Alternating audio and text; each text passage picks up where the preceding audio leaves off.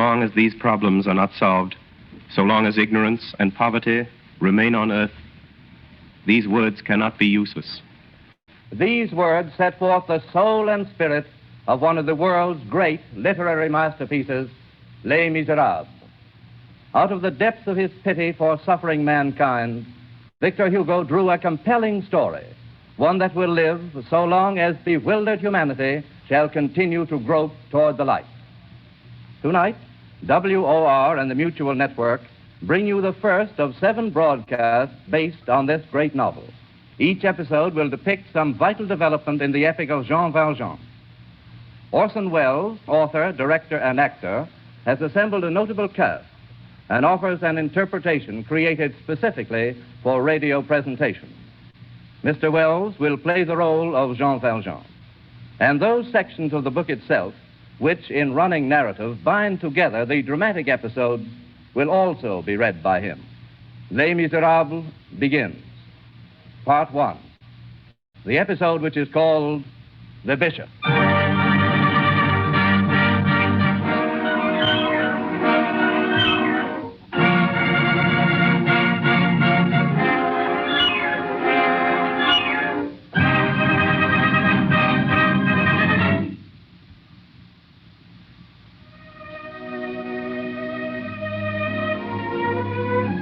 An hour before sundown, on the evening of a day in the beginning of October, 1815, a man traveling on foot was seen entering the little town of D.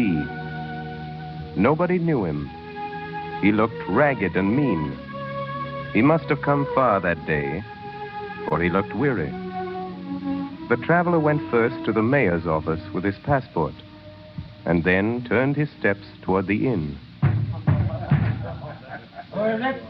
A man who wants food and a bed. One moment, monsieur. Good evening. Is dinner ready? Monsieur, I'm sorry. I cannot receive you. Are you afraid I won't pay you? I have money. I'll pay in advance. I have no room. Well, then, put me in the stable. I'll pay you. I'm sorry. Well, the attic or a corner of the kitchen. I must have lodging. We'll see after dinner. I can't give you dinner. But I'm hungry. I've been walking since sunrise. 12 leagues. I'm hungry. Get out. What do you mean? You heard me. Get out. But I don't understand. Monsieur, I suspected something when I saw you go into the mayor's office. So I sent my boy across to find out. Monsieur, shall I tell you your name? Oh. So you know. The traveler looked at the innkeeper, bowed his head, picked up his knapsack, and went off down the street. If he had turned, he would have seen the innkeeper in his doorway, pointing him out as he went to the guests of the inn and to the passers-by. Night came on. It had begun to rain. He passed the prison. Mr. Turnkey! Mr. Turnkey! Well, what is it? Mr. Turnkey, your pardon. Will you let me stay here tonight? This is a jail, not a tavern. Get yourself arrested. The traveler did not know the streets. He walked at random. He came to the prefecture and then to the seminary. As he passed the cathedral square, he shook his fist at the church. Then he stopped at a stone bench in the Bishop's Street and lay down there, hoping for sleep. Who was this man? He was a criminal, and he had paid for his crime. He was an ex-convict. He was tried 19 years before, in 1796. My name is Jean Valjean. Prisoner, you are accused of burglary. Have you nothing to say? Yes, Excellency. I was hungry. It was not our concern, prisoner. Proven fact of your guilt is not altered by the circumstance of your stomach. Excellency, I was very hungry. My name is Jean Valjean, Excellency. I come from Brie. My father and mother are both dead, and my sister's husband is dead, too, so she lives with me at Faverolles. She and her little ones. They are hungry, too. Excellency, I'm a pruner at Faverolles, and in the pruning season, I earn 18 sous a day. And that's all. It's very hard, Excellency. It's a very hard winter. There's no work, and there's no bread. No bread at all. Just no bread, Excellency. None. And I can't find any work. And they're all hungry, Excellency. More hungry than me, much. The 7 little ones. And no bread in the house. Prisoner, you were apprehended by police officers in the possession of stolen property. This court has reviewed the charge, and here finds proven finally against the prisoner the crime for which he is on trial, namely the burglary of 1 loaf of bread. Excellency, what does that mean? It means, prisoner, you're a thief. The court finds you guilty. I didn't know I was a thief. Jean Valjean, you are sentenced to 5 years in the galleys. The galleys. 5 years at the oar of a prison ship. The terms of the code were explicit. 5 years in torment. On the 22nd of April, 1797, a great chain was riveted, and Jean Valjean was a part of this chain. He was no longer Jean Valjean. He was 24,601. What had become of the sister? What became of the 7 children? Who cared about that? What becomes of the leaves of the young tree when it's sawed at the trunk?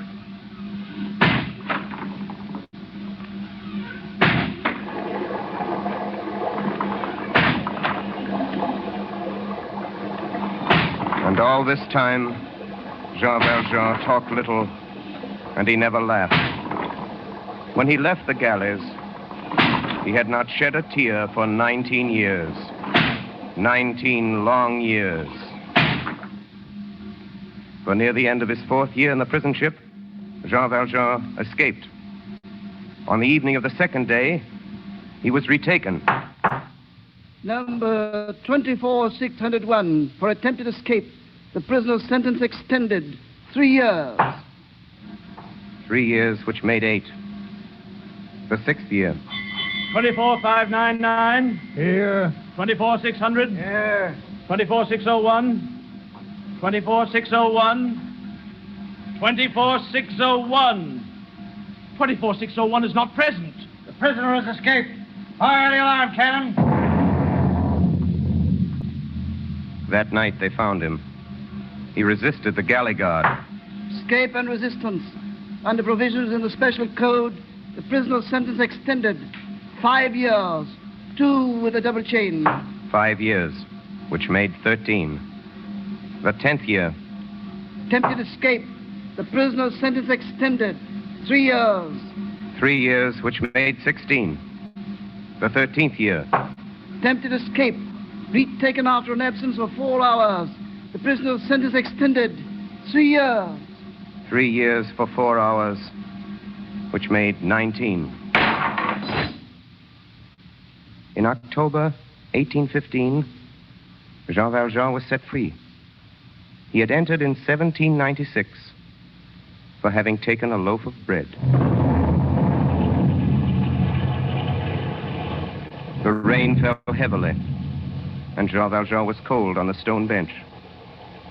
Just then, a woman came out of the church and saw him lying there in the dark. My friend, what are you doing? You see what I'm doing.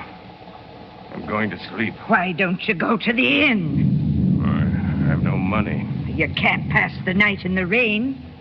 Have you knocked at every door? Yes. Have you knocked at that one there? No. Knock there. and she pointed to a little low house on the other side of the square. It was the palace of the bishop.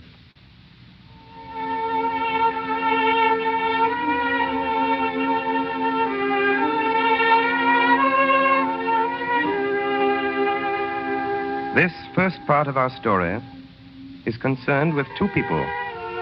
One of them is Jean Valjean, and the other is Charles Francois Bienvenu Myriel, called Monseigneur Bienvenu, who was the Bishop of D.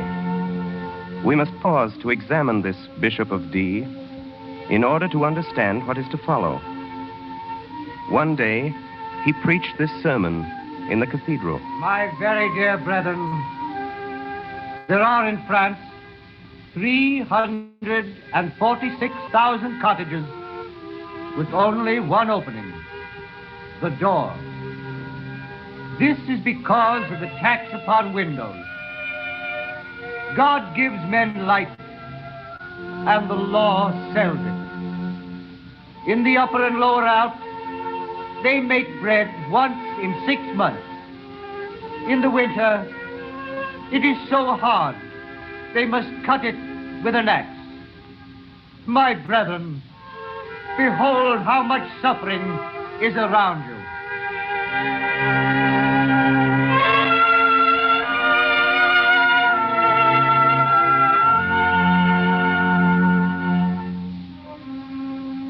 The Bishop of D lived very humbly. He had no retinue, and there was with him in his house only 2 old ladies, his housekeeper and his sister, Mademoiselle Baptistine. Here is a letter written by his sister to some girlhood companion. December 16th, 1814. My dear Madame, not a day passes that we do not speak of you. I am happy, but the weather is severe, and one must do something for those who lack. My brother is so good. He gives all he has to the poor and sick. He exposes himself to every danger. He goes out in the rain, travels in winter. He has no fear of darkness or of dangerous roads, or of those he may meet. Last year, he went up all alone into a district infested with robbers. And when he came back, nothing had happened to him. He said, "See how they have robbed me." And he opened a trunk in which he had the jewels of the Embrun Cathedral, which the robbers had given him. Upon that occasion, I could not help but scold him, taking care only to speak when the carriage had made a noise so that no one could hear us. The housekeeper has had difficulty accustoming herself to what she calls his imprudence. But now that the thing is settled, we pray together, we are afraid together, and we go to sleep. Should Satan come to this house, no one would interfere. But after all, what is there to fear in this house? Farewell. With 1,000 good wishes, Baptistine. It will be seen that the bishop was a good man. He had no systems, but many deeds. When he had money, he visited the poor. When he had none, he visited the rich. So Jean Valjean knocked at his door. The events of that evening, early in October 1815, have often been related by Mademoiselle Baptistine. The bishop had been waiting for his supper. He was standing in the dining room by the fire. In the dining room, there was a door opening on the street. His housekeeper, who was setting the table, was just telling his sister about Jean Valjean. He has a club to beat you with, a rope to hang you with, and a sack to put you in when you're dead. God save us. Did you see this man? I did not see him at all, thank heaven, Mademoiselle Baptistine. Then, madame, how do you know how he looked? Your Greatness, he was described to me in the market. Well, madame, do you think we're in very grave danger? Oh, awful, Your Greatness, with no locks on the doors. And I say, Monseigneur, and Mademoiselle Baptistine here says also Me, that... madame, I say nothing. What my brother does is well done. We say this house isn't safe. We say that a door which opens by a latch on the outside to the first comer, nothing in the world could be more horrible.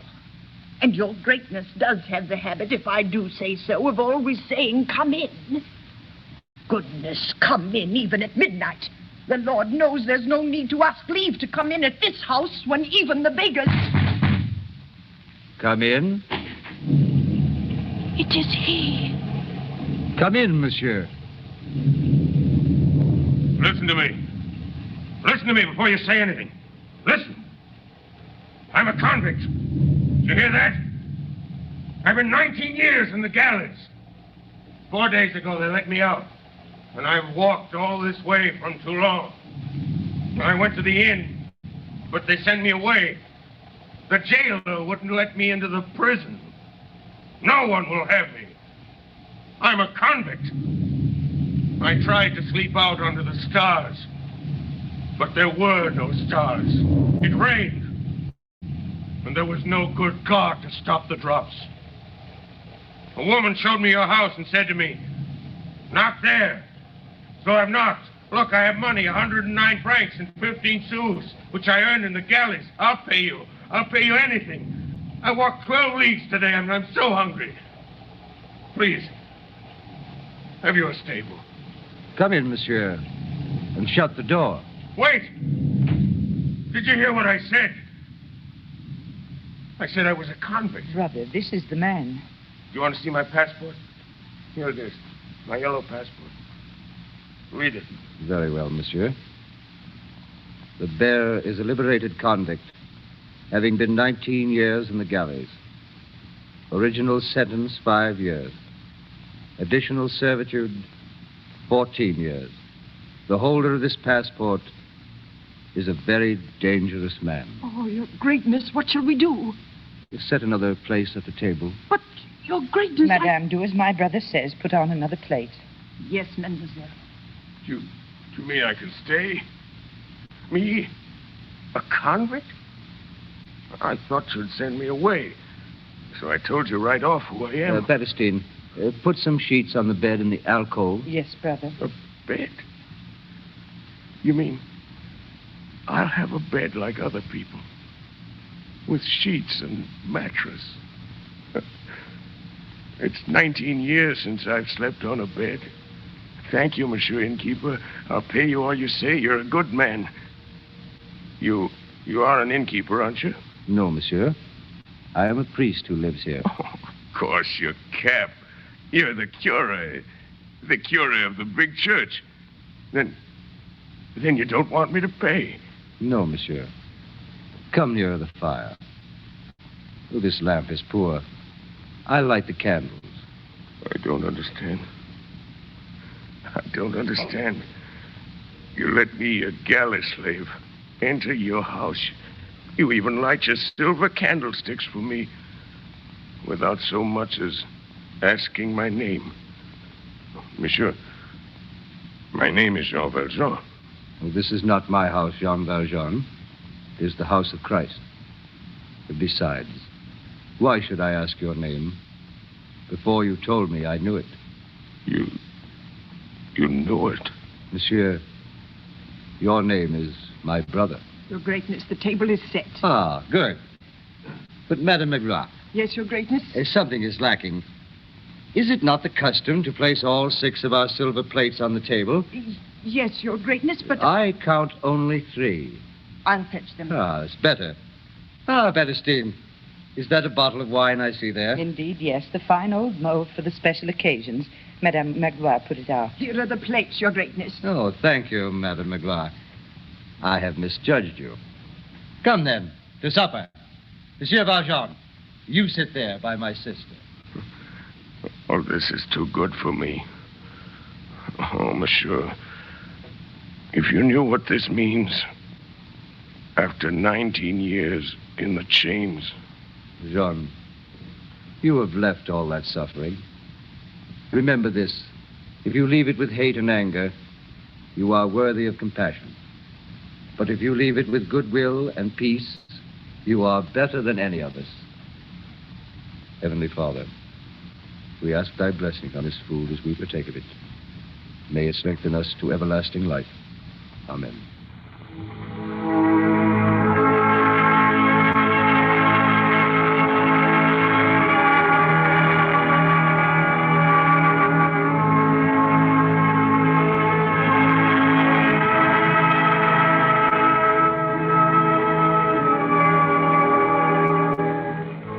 Later, Mademoiselle Baptistine described the progress of this supper in a letter written to a friend. All I can say is that my brother took supper with this Jean Valjean with the same manner he would have used with the provost or the curé of this parish.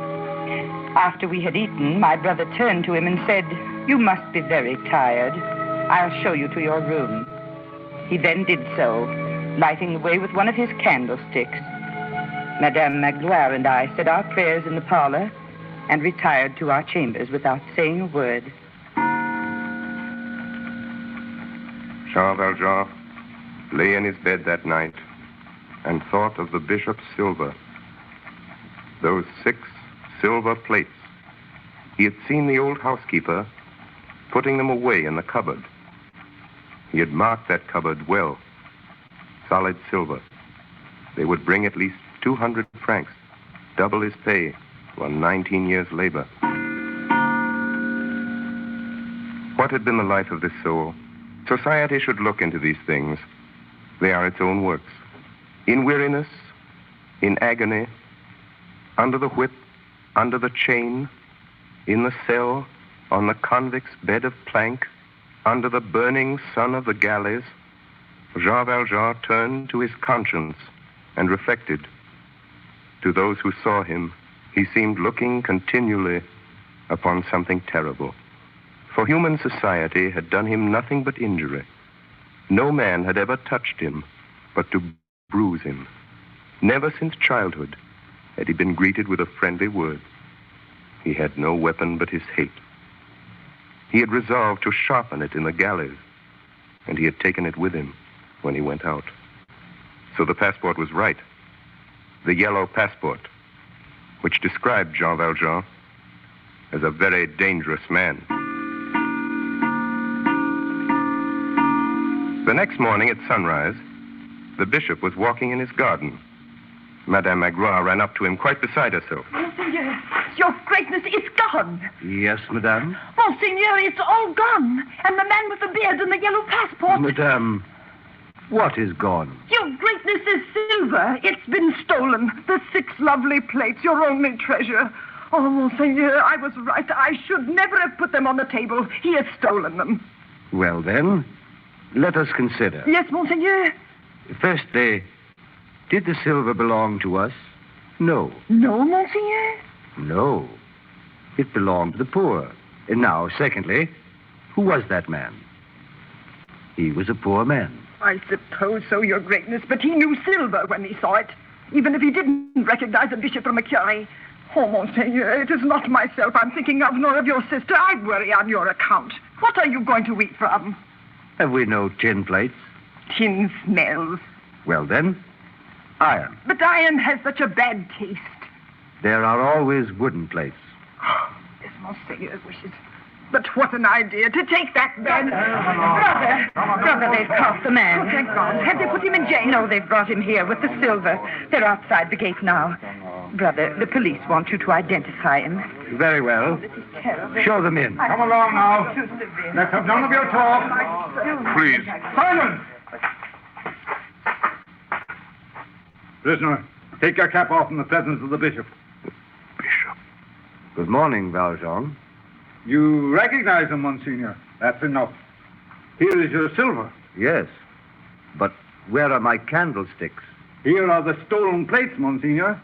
Were there candlesticks, too? Oh, yes. Yes, they are of silver, like the rest. Valjean, where are my candlesticks? I didn't take them. Madame Magloire, be kind enough to go in and get them. What, Monseigneur? Go get the candlestick. Very well, Monseigneur. Monsieur Valjean, I don't think you understood. I gave you the candlesticks as well. What do you mean? Monsignor, The prisoner was running off with your plates. And he told you they were given him by an old priest with whom he had lodged the night. And you brought him here. Yes, Monsignor. Then it's true what he told me? I have given him the silver. Then we can let him go? But of course. Here are your candlesticks, but I must say... Madame Magloire, give them to Monsieur Valjean. Yes, Your Greatness. Here. But Take them, you fool. But they aren't mine. Monsieur, the plates and the candlesticks are yours. Take them. But never forget that you have promised me to use this silver to become an honest man. I have promised you. Jean Valjean, I have purchased your soul. I withdraw it from the spirit of perversity and give it to Almighty God.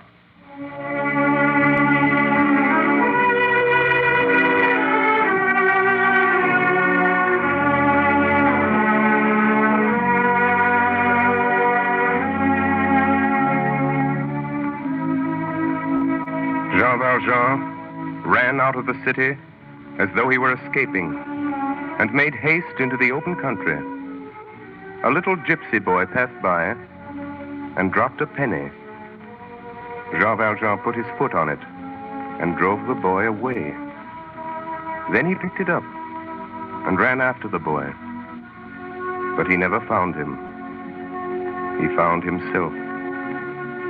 He knew then that he must conquer or be conquered. He saw before him himself as he was, stick in hand, knapsack on his shoulders, the hideous galley slave, Jean Valjean. He beheld himself face to face and saw at the same time a light like a torch, and he knew that this torch was the bishop. Jean Valjean shrank and vanished. The bishop remained. There came to him the bishop's own words. Jean Valjean, you have promised me to become an honest man. I have purchased your soul.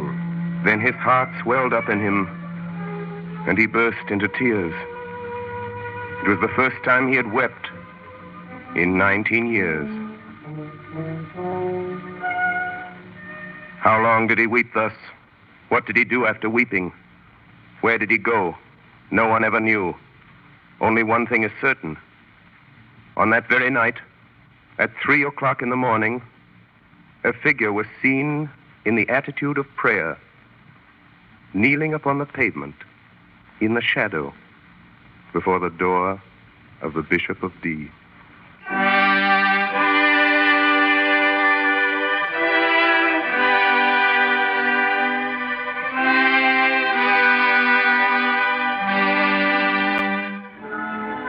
WOR and the Mutual Network have presented Part 1, The Bishop, of Victor Hugo's absorbing story, Les Misérables. Orson Welles has played the role of Jean Valjean and read the narrative passages of this presentation, which he has prepared specifically for radio broadcasting. Next Friday evening at 10 o'clock Eastern Daylight Saving Time, we shall present Les Misérables in its second episode, which introduces Javert.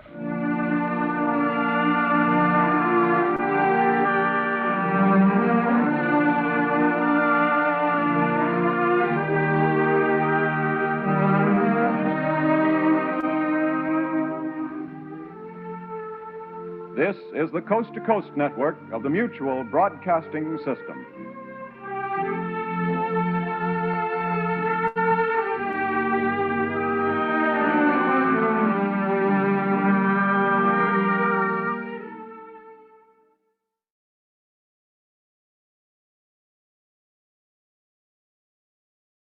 So long as these problems are not solved, so long as ignorance and poverty remain on earth, these words cannot be useless. These words open the second of 7 broadcasts based on Victor Hugo's unforgettable work, Les Misérables. WOR and the Mutual Network present Orson Welles, distinguished young author, actor, and director, in an adaptation of this novel which he has made especially for radio. Mr. Welles plays the role of Jean Valjean, and he is also heard reading from the book itself as he binds together the dramatic action. Each broadcast unfolds a moving chapter in the progress of Valjean. Last week, we pictured the meeting of Jean Valjean with the bishop and the regeneration of his tormented soul. Les Misérables, Part 2, the episode which is called Javert.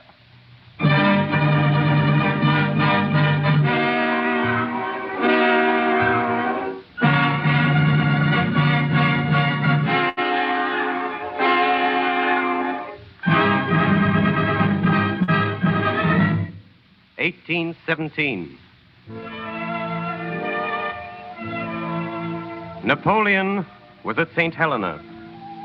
A thing which smoked and clacked on the Seine went and came beneath the windows of the Tuileries. It was a sort of toy called the steamboat. 1817. It was in this year that 4 young gentlemen of Paris played a joke on their sweethearts. One of these young gentlemen was Felix Ptolemy, and his sweetheart was Fantine.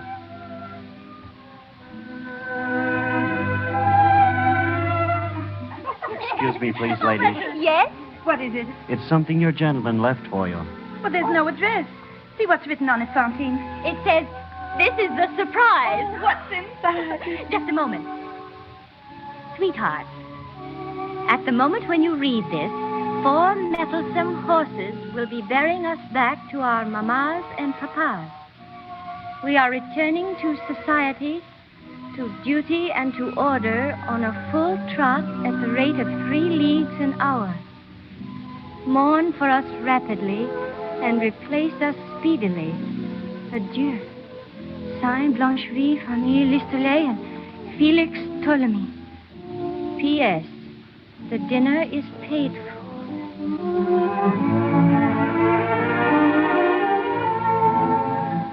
It was a good joke. The girls laughed. Fantine laughed like the rest. But later she wept bitterly. For Ptolemy was her first love, and the poor girl had a child. This, it will be remembered, was in 1817. At 22 years of age, on a fine spring morning, Fantine left Paris, her child in her arms. She went back to Montreux, where she was born, and she found the little city greatly changed. An unknown man, a stranger, had conceived the idea of substituting gumlac for resin in the manufacture of synthetic jet. This very slight change worked an industrial revolution. In less than 3 years, the inventor of this process had made a fortune for himself and for the whole region. He had built a great factory in which there were 2 workshops, one for men and the other for women. Yes, what is it? Are there jobs open in the workshop? There are always jobs here. Have you a husband? No, monsieur. Any dependents? No. Name? Mademoiselle Fantine. You will commence today. Monsieur Madeleine, the owner, requests only that you be willing and of good morals. Oh, yes, monsieur. I'll assign you to your place. Come with me. So Fantine went to work in the jet factory and kept a secret. For as long as she stayed there, they must never find out about her child. She had left this child in the care of a couple she met on the road to Paris. They were innkeepers, and they were called the Thénardiers. She paid them 57 francs, all that she had, and she trusted them. A letter for you, mademoiselle. Thank you. My dear madame, your little Cosette has outworn her wardrobe. It will be impossible for us to keep Cosette with us any longer for less than 12 francs per week, payable in advance. Sincerely, Thénardier. They had pawned the child's wardrobe. Who were these Thénardiers? The woman was a brute, and the man was a blackguard. But Fantine knew nothing of this, and she sent them the money. The child's clothes being gone, they dressed her in rags.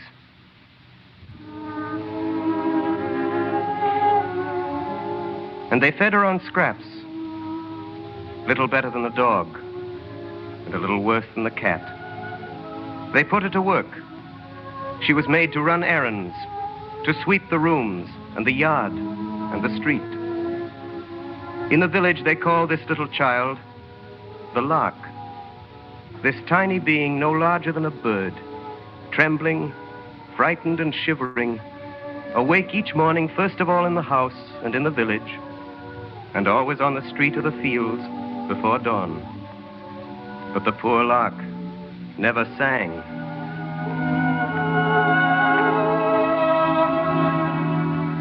Fantine took a small room and furnished it on the credit of her future labor. She worked hard, thought of nothing but Cosette, and was almost happy. Not being able to say she was married, she took care not to speak of her child. But the women began to whisper in the workshop, and Fantine was watched. More than a few were jealous of her fine teeth and her golden hair. Mademoiselle. Oh, yes, monsieur. You have been with us in this establishment for over a year. Here are 50 francs. 50 francs? They are donated by your employer, Monsieur Madeleine. They will cover your expenses. I must ask you to seek employment elsewhere. Elsewhere? What do you mean? Mademoiselle, the existence of your child has been revealed to us. Good day, mademoiselle. Fantine offered herself as a servant, but nobody wanted her. She began to make coarse shirts for the soldiers. For 12 sous, she sewed 17 hours a day, but her creditors gave her no rest. How could she pay? She couldn't. How could she live? She learned. She learned from an old woman who sewed with her, named Marguerite. We who have grown old in privation can extract much from a sou. But 15 francs, Marguerite. Think of it. The Thénardiers wrote me. They want 3 more francs a week, and you know what I earn. You'll learn. But you can't live on 6 sous a day. No, my girl. But you can starve on it. It's a science.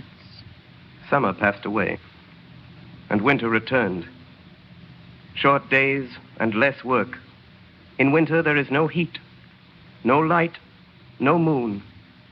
Evening touches morning. The whole day is a cave, and the sun is a pauper. Madame Fantine, Cosette is sick of an epidemic disease, a military fever. She must have medicine, and drugs are dear. Unless you send us 40 francs within a week, the little one will die. Sincerely, Thénardier.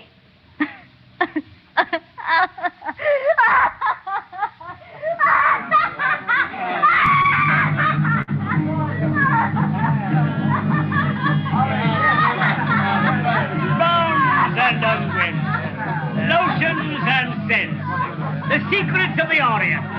Ladies and gentlemen, I offer during my brief stay in this beautiful city the 7 wonders of the world. No ear is so great but I own its remedy. Heartaches and toothaches, the elixir of life, the powder of love, the pill against pain. If your teeth hurt you, I will pull them out. Would you look beautiful, I will put them in. I have whole sets of teeth complete for your pleasure. Pearly teeth. Teeth for any mouth. Ah, you there. You girl who is laughing there. You have pretty teeth. Sell me your 2 incisors, and I'll give you a gold Napoleon for each of them. What's that? What are incisors? Incisors, young lady, are the front teeth in the head. The 2 pretty upper ones. Oh. Consider my beauty. 2 gold Napoleons, 40 francs. How much good will they do you? If you've got the courage for it, come this evening to the inn, and you will find me there. Oh, no. Hold on, don't run away. Hold on. Come back.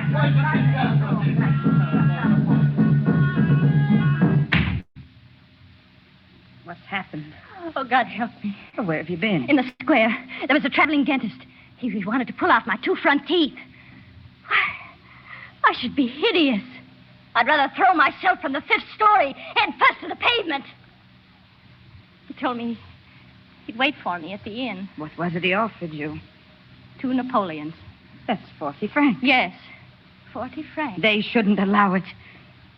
Marguerite, what does it mean? A military fever, you know? Why, it's a disease. Does it need many drugs? Terrible drugs. How does it come on you? It comes in a moment. Does it attack children? Do they die of it? He told me to wait for him at the inn. The next morning, when the old woman went into Fantine's chamber before daybreak, for they always worked together and so made one candle do for two, she found Fantine sitting there on the couch. She had not been to bed. Her cap had fallen in her lap. The candle had been left to burn, and it was almost gone. The old woman looked at her. What's happened now? Cosette won't die of that sickness for lack of drugs. Look there on the table. 2 gold Napoleons. A fortune. Where'd you get them? I got them. Then Fantine smiled. The dying candle lit up her face. The corners of her mouth were stained with blood. The 2 teeth were gone. Madame Fantine, send us 100 francs, or we will put out your child on the highway. 100 francs. Oh, what can I sell for 100 francs? Come. I shall sell what is left.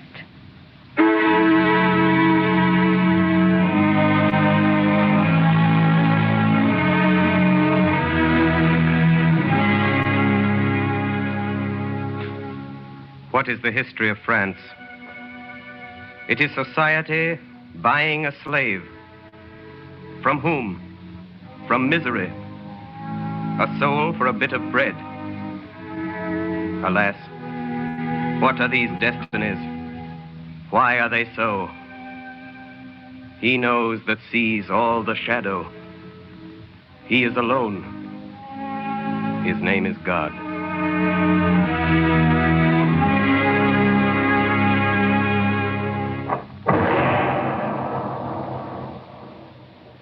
Monsieur Madeleine was well loved in the village. But sometimes, when he passed along the street, calm, affectionate, followed by the benedictions of all, it happened that a tall man, wearing a flat hat and an iron gray coat, and armed with a stout cane, would turn round abruptly and follow him with his eyes until he disappeared. This man was one of the police. His name was Javert. The peasants of Asturias believe that in every litter of wolves there is one dog which is killed by the mother, lest on growing it should devour the others. Give a human face to this dog son of a wolf, and you will have Javert. This man laughed rarely and terribly, and around his nose there was a wrinkle as broad and wild as the muzzle of a fallow deer. Javert was an eye, always fixed upon Madeleine. The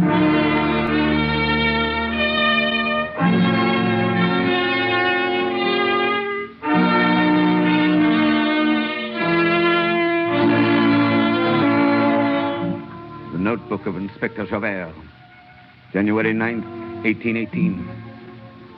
Who is Madeleine? No one knows. Who are his family? What is his history? Where does he come from? No one knows. He is popular for his deeds of charity, which are done secretly as though they were bad deeds. He's been offered the Legion of Honor. He's refused it. Who is that man? I cannot be sure of what I guess, but I know well I have seen him before.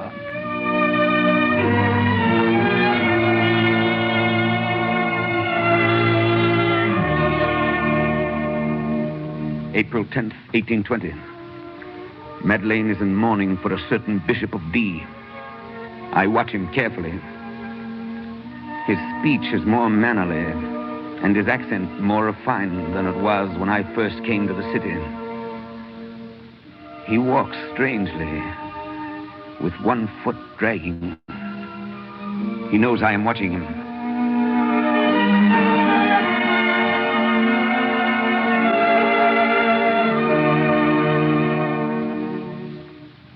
August 17th, 1822. The king has appointed Monsieur Madeleine the mayor of this city. Consider, the man came here with only a few hundred francs. He is now a millionaire. This is a sudden rise.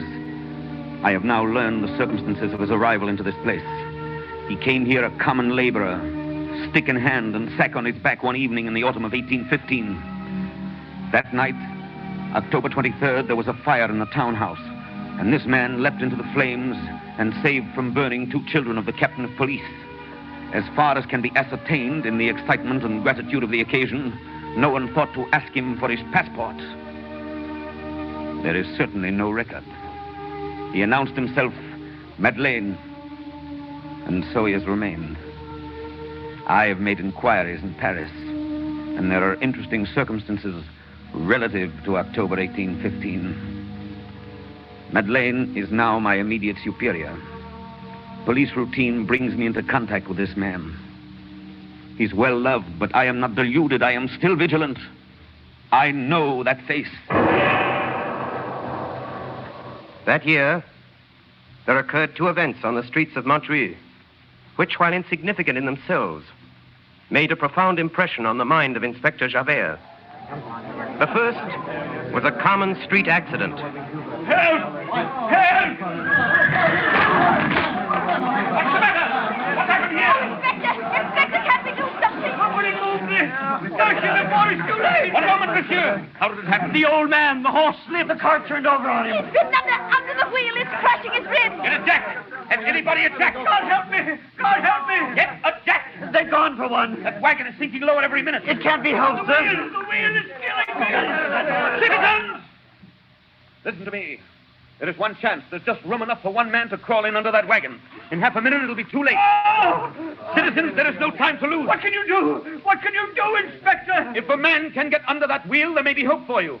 If a man can get under that wheel and lift it with his back, we may save you. Is there a man who can do it? Who has strength and courage? 5 louis d'or for the man who will try it. 10 louis d'or. 10 louis d'or. He must be a terrible man who can raise a wagon like that on his back. My whips are breaking a jack. Anything. Oh. Let me by!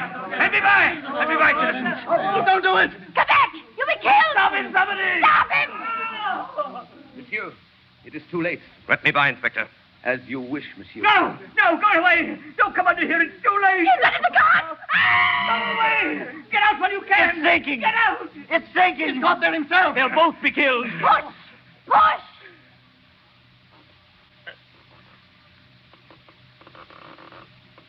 It's lifting. Push. Push. Push.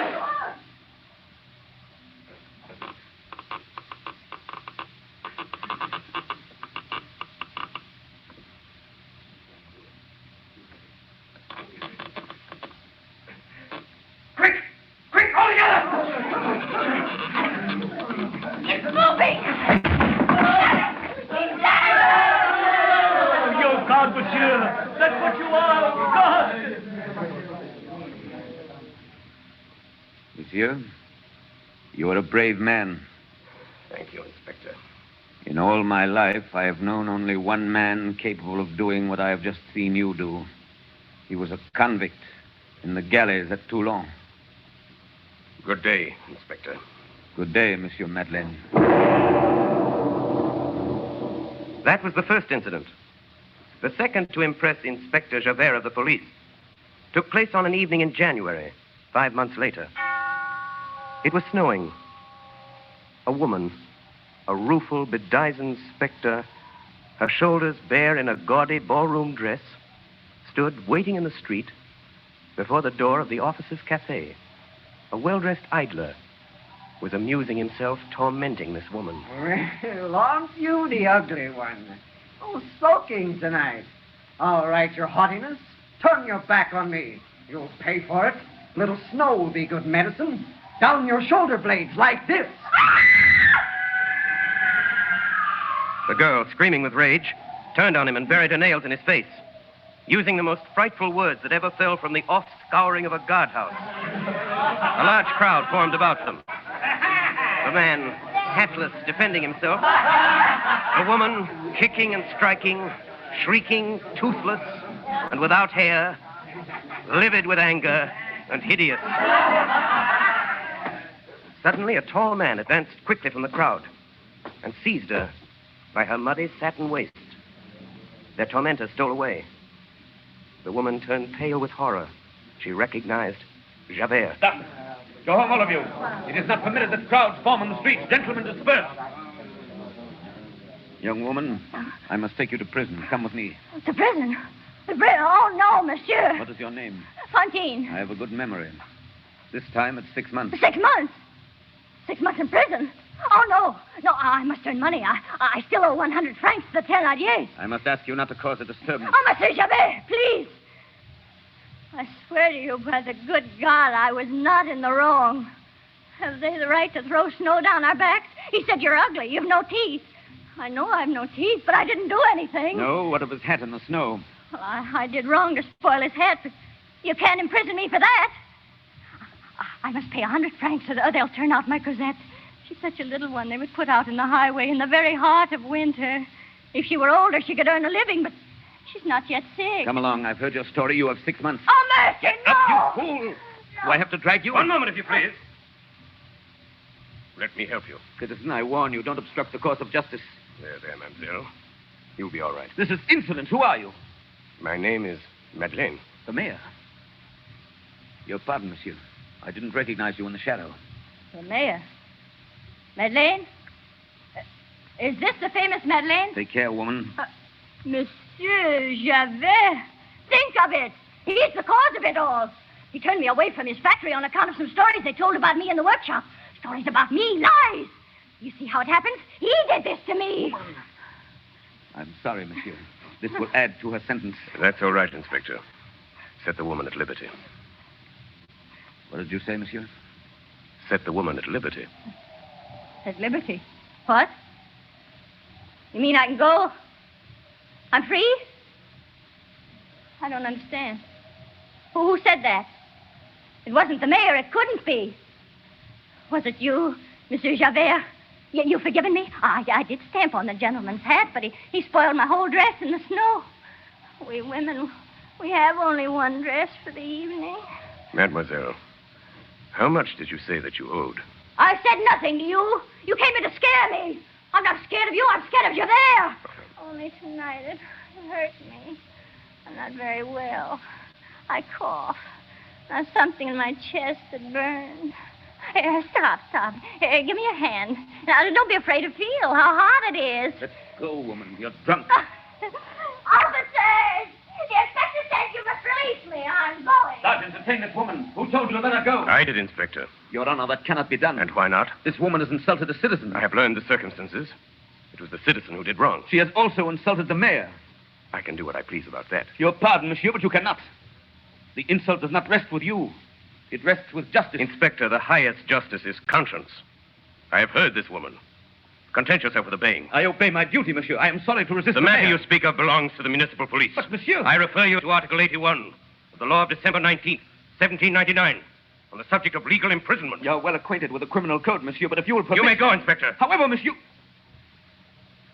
You may go, Inspector. Yes, monsieur.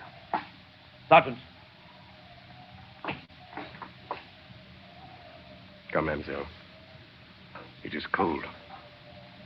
I don't understand. Monsieur Javert has gone. Yes. Yes, he's gone. Don't be frightened. I'm sorry.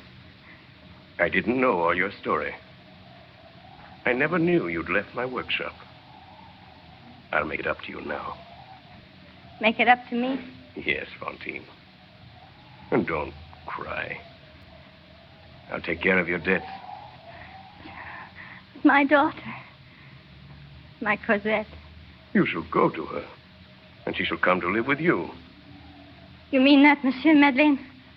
You swear it? On my word of honor. Oh, monsieur.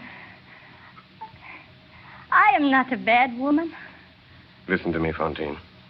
If all you say is true, and I do not doubt it, you have never ceased to be virtuous and holy before God. That same night, Javert wrote a letter To the Prefect of Police, Paris.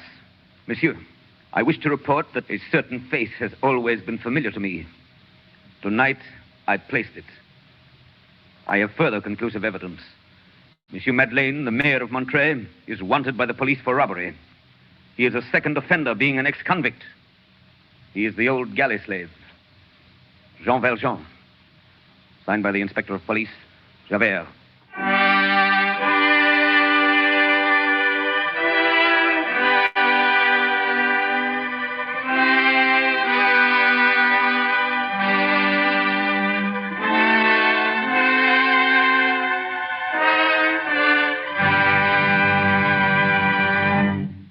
WOR and the Mutual Network have presented Part 2 of Victor Hugo's compelling novel, Les Misérables, the episode which introduced Javert.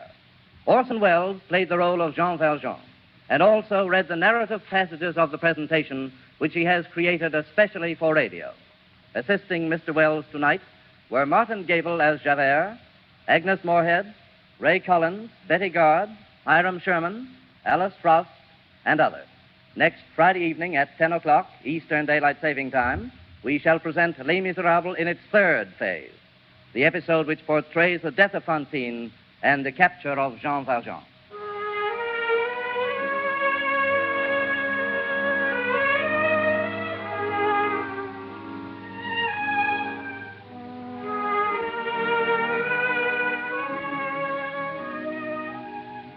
This is the coast-to-coast network of the Mutual Broadcasting System.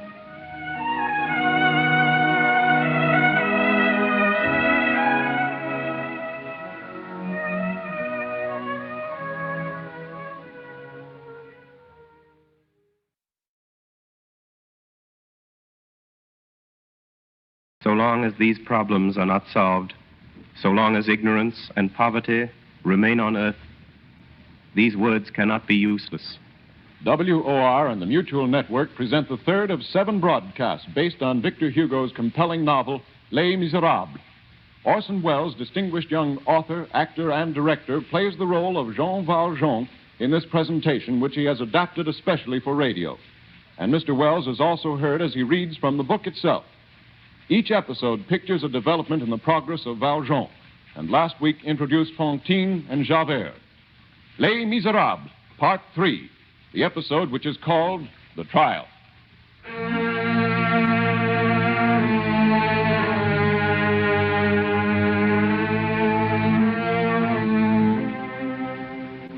I gave you the candlesticks that you stole from me. I have purchased your soul. I withdraw it from the spirit of perversity, and I give it to Almighty God. So spoke the Bishop of D to a thief and a galley slave named Jean Valjean. And from the moment he left him, Jean Valjean was another man. He was Monsieur Madeleine. In time, he was the mayor of Montreuil. He had sold the bishop's silver, keeping only the candlesticks. And with this money, he made more.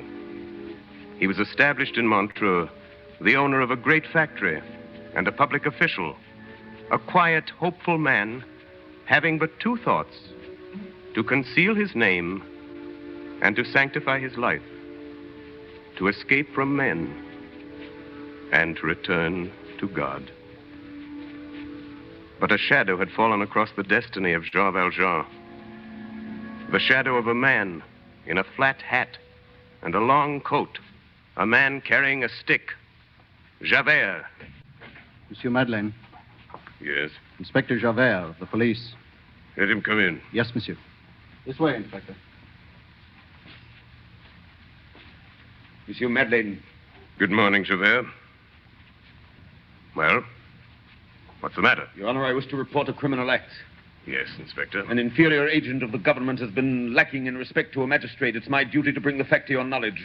Who is this agent? I, monsieur. You, Inspector? I. And who is the magistrate who has to complain of this agent? You, monsieur. I came to ask you to be so kind as to discharge me. Javert, this is absurd. You will say that I might tender my resignation, but to resign is honorable. I must be discharged. Javert, what's all this nonsense? Your Honor, I have denounced you. You have denounced me? Yes, Your Honor, to the Prefecture of Police. What for, Javert? As a mayor encroaching upon the constabulary? No, monsieur. As an ex-convict. Yes, Javert. For a long time, I suspected you. The resemblance, your immense strength, your skill as a marksman. It's strange, monsieur, but everything points to one fact, that you're a man named Jean Valjean. What name did you say? Jean Valjean. An old convict I saw 20 years ago when I was a galley guard at Toulon. For 8 years, his whereabouts have been unknown. Your Honor, I fancied... Well, I've done this thing. Anger determined me, and I denounced you to the prefect. And what answer did you get? That I was mad. Well? They were right. Javert, I'm very lucky that you think so. Yes, Your Honor, it must be so. They've found Jean Valjean. What? They've caught him, Your Honor. He's safe in prison. What do you mean, Javert? Who have they caught? Jean Valjean, Your Honor. But of course you wouldn't know. Yes, of course. How do they know he's Jean Valjean? Very simple, Your Honor. He looks like him. Besides, he was recognized by an old galley slave in the jail. How did they catch him? Stealing apples, Your Honor. He called himself Champmathieu. He'd been a pruner and he lived at Faverolles. Now, what was Jean Valjean? A pruner. Where? At Faverolles. It's very simple, Your Honor. The same age, the same height. When I wrote to the justice, he sent for me and brought me before the man Champmathieu. Well? Your Honor, truth is truth. I'm sorry for it, but that man is Jean Valjean. Are you sure of it? Yes, monsieur, I'm sure. And now that I see the real Jean Valjean, Your Honor, I don't see how I could ever have believed anything else. I beg your pardon. What did this man say to you? No, he's a sly one, this Valjean. That's where I recognize him. He pretends not to understand. He puts on astonishment and plays innocent. But there's evidence. He'll be condemned. Where is he now? At the assizes at Arras. I've been summoned to testify. What's the charge? Stealing apples, Your Honor. Second offense. It's the galleys for life. When's the trial? Tomorrow. When do you leave? Tonight. As soon as I've given my testimony, I shall return. How long will the trial last? A day at the longest, Your Honor. I see. Your pardon, monsieur. Yes? I must be discharged. Javert, you're a man of honor. You may keep your place. You can't do that. You can't do that to me. Javert, this is a matter which concerns me alone. You can't do it. You're a mayor and a magistrate. You've got to discharge me. I belong to the police. You're respectable. You own property, and I denounced you. Don't you know what that means? You exaggerate your fault, Inspector. I forgive you. You've no right to. I don't want your forgiveness. Your forgiveness, your charity, your kindness. I hate your kindness. The kindness that defends a woman of the town against a citizen, an inferior against a superior, a police agent against the mayor. I hate that kindness. It's easy to be kind. It's hard to be just. If you'd been what I thought you were, I wouldn't have been kind to you, not I, Your Honor. I've said to myself, Javert, you're a hard man, but if you ever trip, look out. Well, I've tripped. I would have broken another man. I must be broken, stripped of my uniform, driven off, disgraced. You've got to do that to me. That's what's right. I demand my discharge. Well, Javert, let me think about it. After all, you may not be as wrong as you think. Give me your hand. Pardon, monsieur. That must not be. The mayor doesn't give his hand to a spy. Your Honor, I will continue in the service until I'm relieved.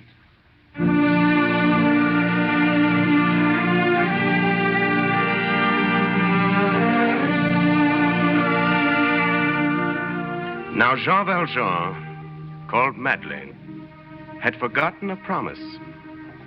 There was a young girl, Fantine. She was sick, and the good mayor had taken her from the streets and given her to the care of an old nun in his hospital. Here, Fantine lay dying. Her only joy, the hope of seeing her child, her little daughter, whom she'd boarded with some innkeepers in another town. Monsieur Madeleine had promised to bring her child to her. Monsieur Madeleine. Monsieur Madeleine. Why don't you answer? There, Fantine, my child. Lie back. Oh, sister, I must have been asleep. Where is he?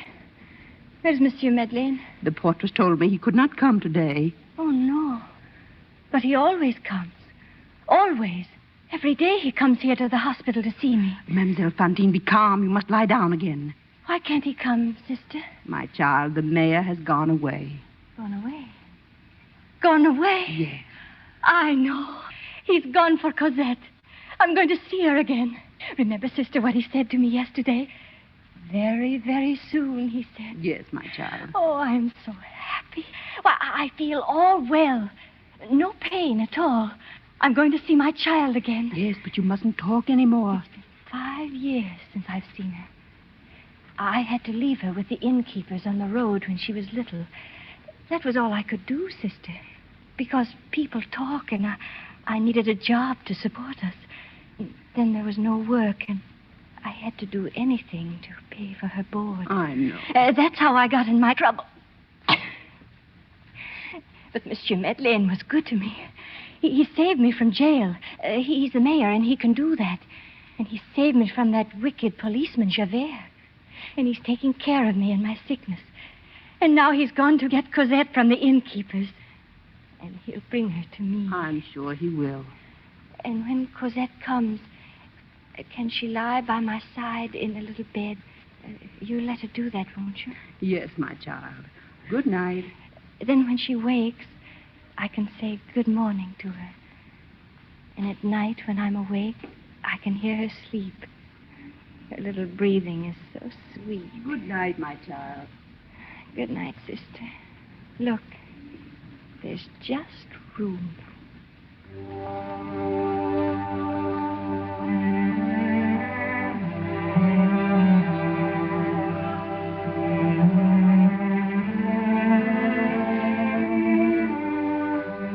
There is one spectacle grander than the sea.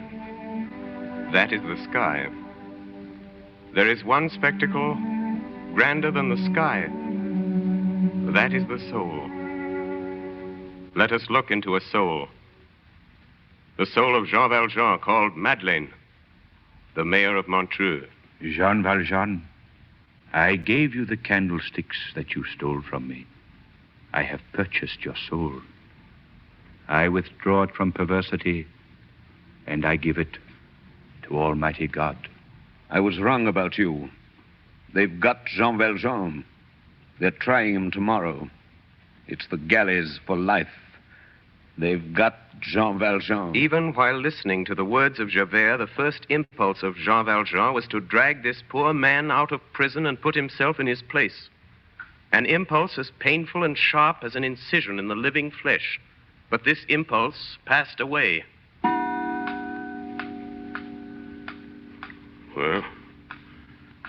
Well, what am I afraid of? This Javert, who's troubled me, that fearful instinct which follows me, that terrible bloodhound, is baffled. He's satisfied. He'll leave me in quiet. He holds his Jean Valjean fast, and I have nothing to do with it. Why interfere? It doesn't concern me. I've brought happiness to this place. I've done some good. It is God's will that I do more.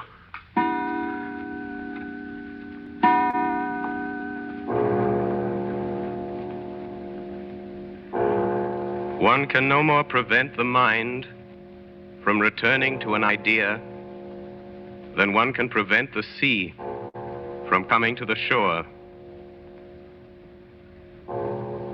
In the case of the sailor, this is called the tide. In the case of the guilty, this is called remorse.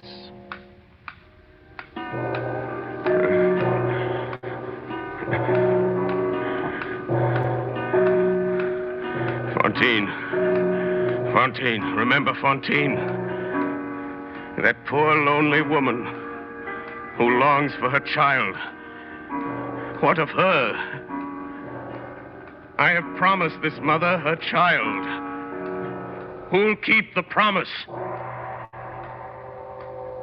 Well, this man goes to the galleys.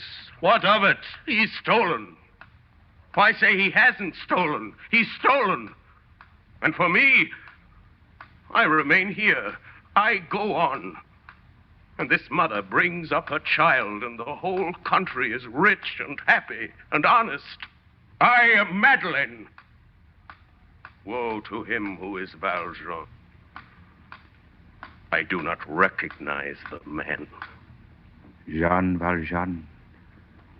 Jean Valjean. Behold yourself, Jean Valjean, an honored man, the mayor of the city, the rich man who feeds the poor, the happy man who is admired. Jean Valjean, there shall be a man wearing your red blouse and bearing your name and dragging your chain in the galleys.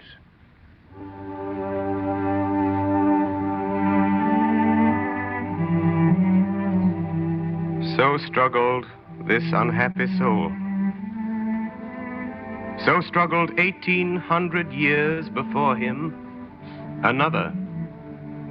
He also, while the olive trees were shivering in the fierce breath of the infinite, long put away the fearful chalice, dripping with shadow and running over with darkness in the star-filled depths.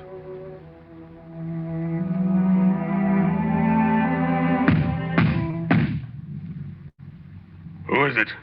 I'm Monsieur Madeleine. Well, what is it? Monsieur Madeleine, it is just 5 o'clock. What's that to me? It's the cart, Monsieur. What cart? Did not Monsieur order a horse and cart? No. The driver says he has come for you. Monsieur Madeleine. Monsieur Madeleine, what shall I say? Say it's all right. Say I'm coming.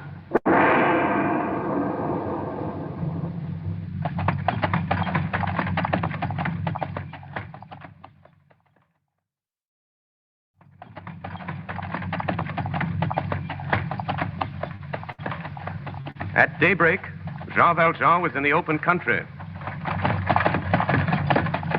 The roads were bad from Montreux to Arras. When he got to the courthouse, it was night. Monsieur Madeleine! Yes? Oh, Your Honor, you should have told me straight off that you're the mayor of Montreux. A place has been made for you on the bench, Your Honor. The judge begs you to enter. Thank you. Not at all, Your Honor. You've only to turn the brass knob of that door, and you'll find yourself in the courtroom. Good evening, monsieur. Jean Valjean was alone. He stared at the door to the courtroom. He drew breath and listened. There was no sound. He waited there, listening. The same silence. He leaned against the wall. The stone was cold. He closed his eyes. Jean Valjean, there shall be a man bearing your name and dragging your chain in the galleys. He opened his eyes. The first thing he saw was the handle of that door. The door to the courtroom. That round, polished brass handle. It shone there before him like a star.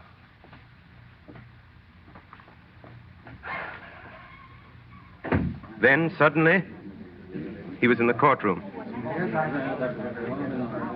Monsieur Madeleine? Yes, Excellency. That's my name. Your note was sent in to me, monsieur. Permit me to say that your presence in this court is an unexpected compliment. Thank you. I have not had the pleasure of your honor's acquaintance, but we all know, by reputation at least, Monsieur Madeleine, the distinguished mayor of Montreux. Will you sit here, Monsieur Madeleine? We will resume the trial of Jean Valjean.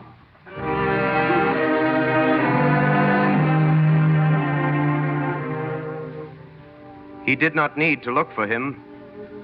He saw him. This was the man. He thought he saw himself, older, but just as he'd looked.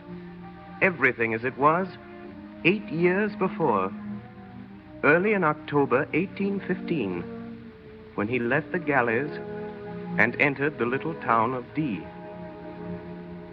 He thought he saw his trial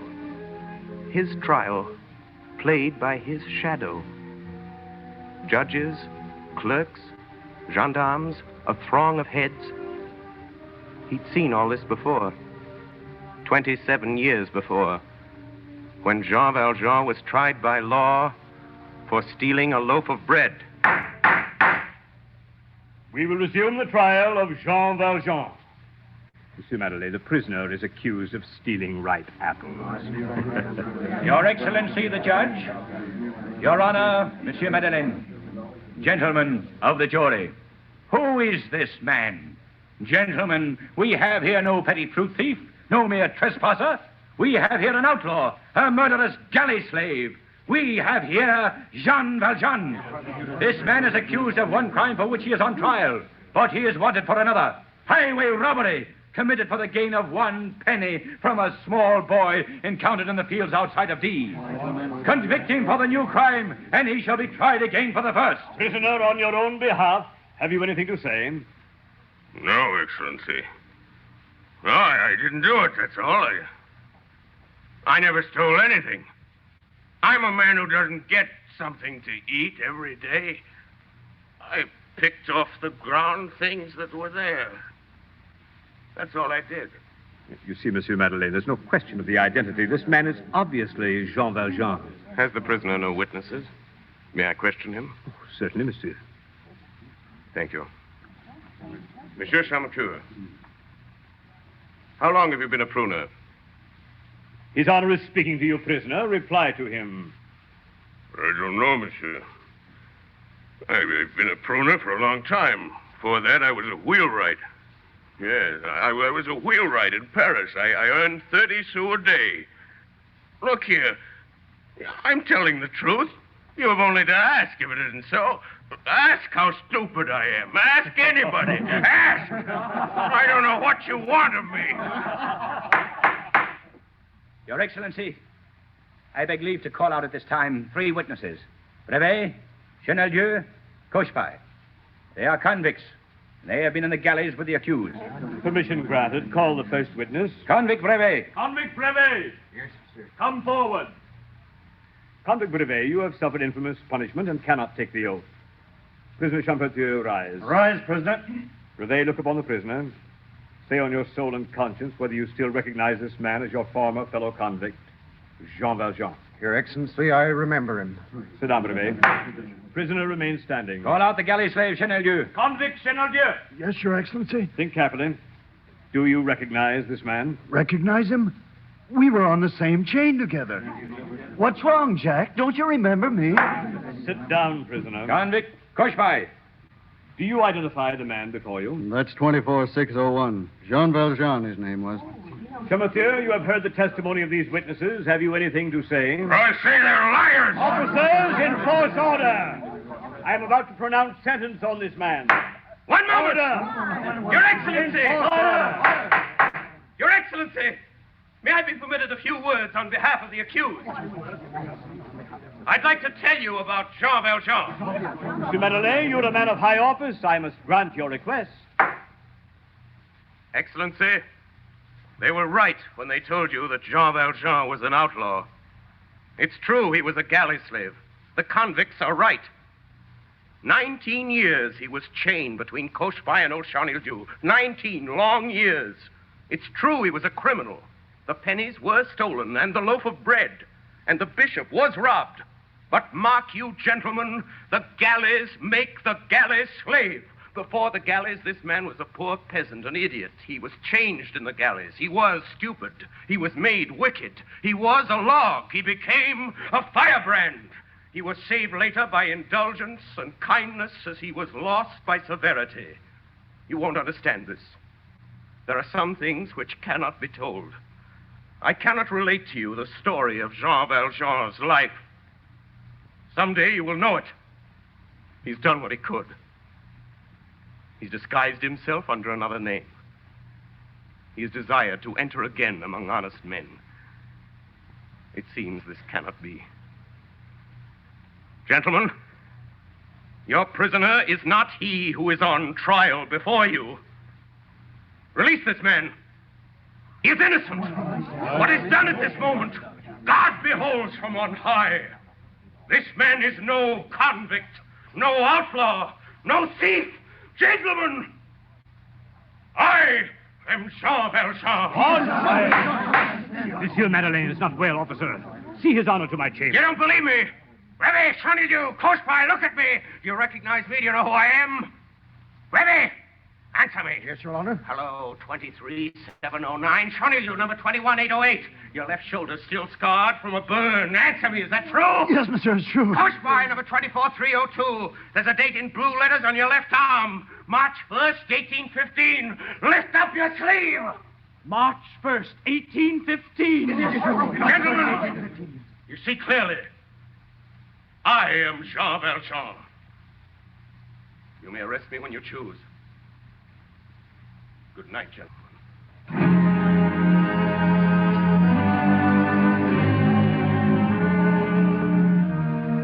Official order, delivered under seal. Inspector Javert will seize the body of Monsieur Madeleine, the mayor of Montreux, who has this day been identified in court as the discharged convict and criminal, Jean Valjean.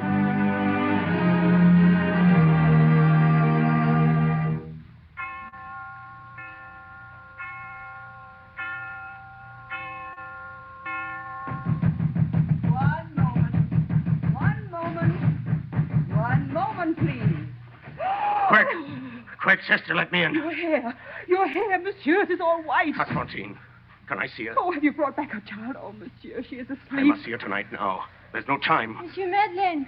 Oh, you have awakened her. My dear little Fantine. I knew you were there.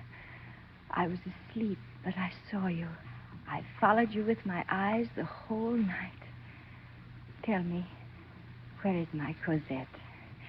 Sister, you said I might have her in the little bed beside me. Not yet, my child. You still have some fever. We must cure you first. But I'm cured. Let me see my Cosette. Isn't it natural I should want to see my child when you've been to all that trouble to get her? If you bring her in to see me now, I'll speak very gently. It is better to wait, Fantine. Oh, monsieur. Only tell me, how is she? She may not know me. Children have no memories. They're like birds. You must be cold, Monsieur Madeleine, after that trip in the carriage. Oh, could they not bring her here for one? Cosette is well. Cosette is beautiful. You'll see her soon. But be quiet. Do you hear me, Fantine? What's wrong with you, child? Monsieur, he has come for me. The policeman. Fantine, what are you looking at? Inspector Javert. Well, Jean Valjean? I know what he wants, child. It's not for you that he comes. Come on, Jean Valjean. Monsieur Madeleine. Monsieur Madeleine, save me. There's no Madeleine here. There is Jean Valjean. One moment, Javert. Call me Inspector. Inspector, I'd like a word with you in private. Speak aloud. People speak aloud to me. Monsieur Madeleine. It's a request I have to make to you. Speak aloud, I tell you. Inspector, this is Monsieur not to be Madeleine. heard by anyone but yourself. What's that to me? My Cosette. Cosette. I'll never Listen see to me. her. Listen to me. You've got to. You're human. Give me just Madeleine. 3 days. 3 days to go for the child of this woman. You're clever, Jean Valjean. I'll say that for you. You asked me for 3 days to get away, and you tell me you're going for a child. Going for a child. My child. Cosette. Then she's not here. Monsieur Madeleine. Where is Cosette? I want my child.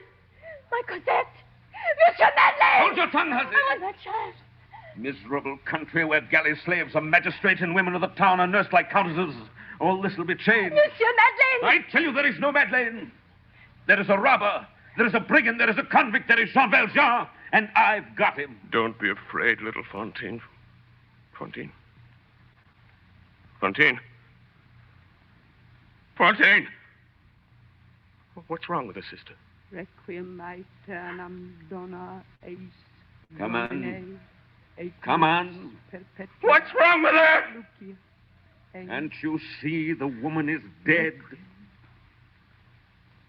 I am at your disposal. Requiem aeternam dona eis domine et.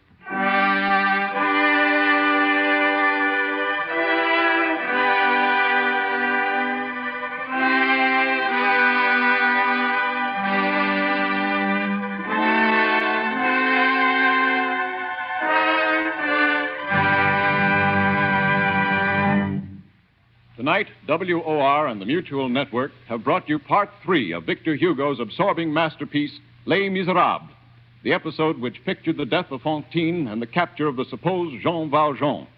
Orson Welles played the roles of both the real and the supposed Valjean, and was also heard reading the narrative passages of this presentation, which he has made especially for radio.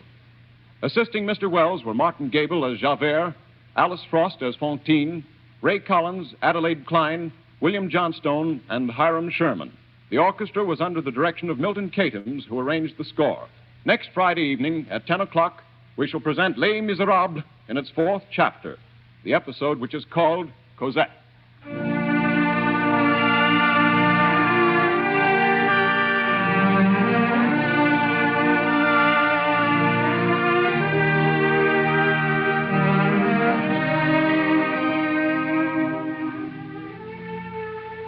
This is the Coast to Coast network of the Mutual Broadcasting System.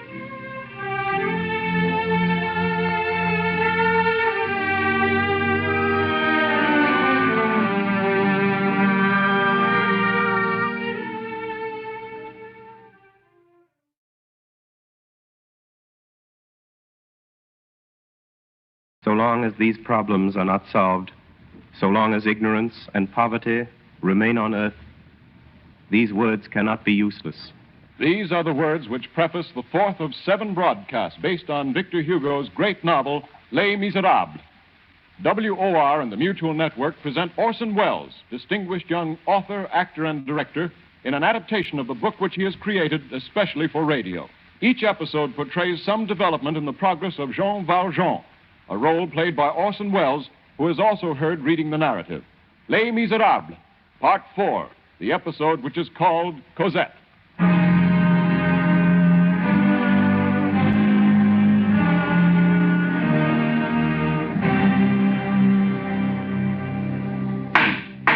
Jean Valjean, you are a hardened criminal and a second offender. You are charged with concealing your identity and changing your name. How do you plead? Guilty. You are so found by this court. Jean Valjean, you are sentenced to hard labor in the galleys under the double chain for the rest of your life. The notebook of Inspector Javert, July 1823. I have caught Jean Valjean. In a whole lifetime of service with the police, there is no entry in this book which has occasioned me so much satisfaction. I have caught Jean Valjean.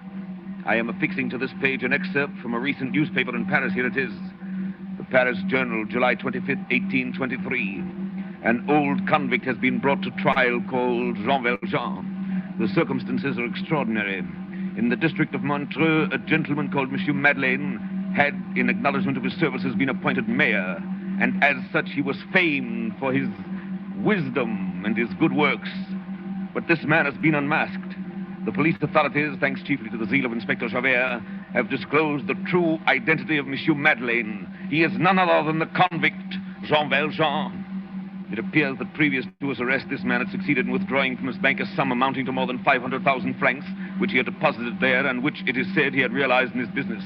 Since his return to the galleys, it has been impossible to discover where this money has been concealed. This is the end of the newspaper article. I think I can guess the motive of Jean Valjean concealing this money. His hope of escape.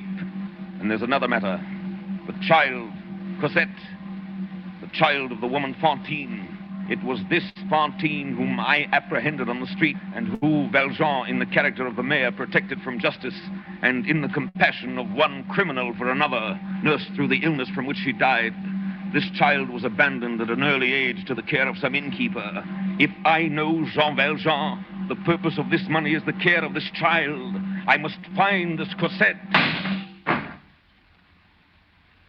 November 17th, 1823.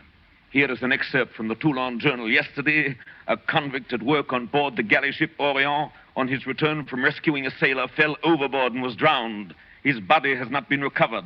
This man was registered under the number 9430, and his name is Jean Valjean. This finishes it. The case is closed. Jean Valjean is dead.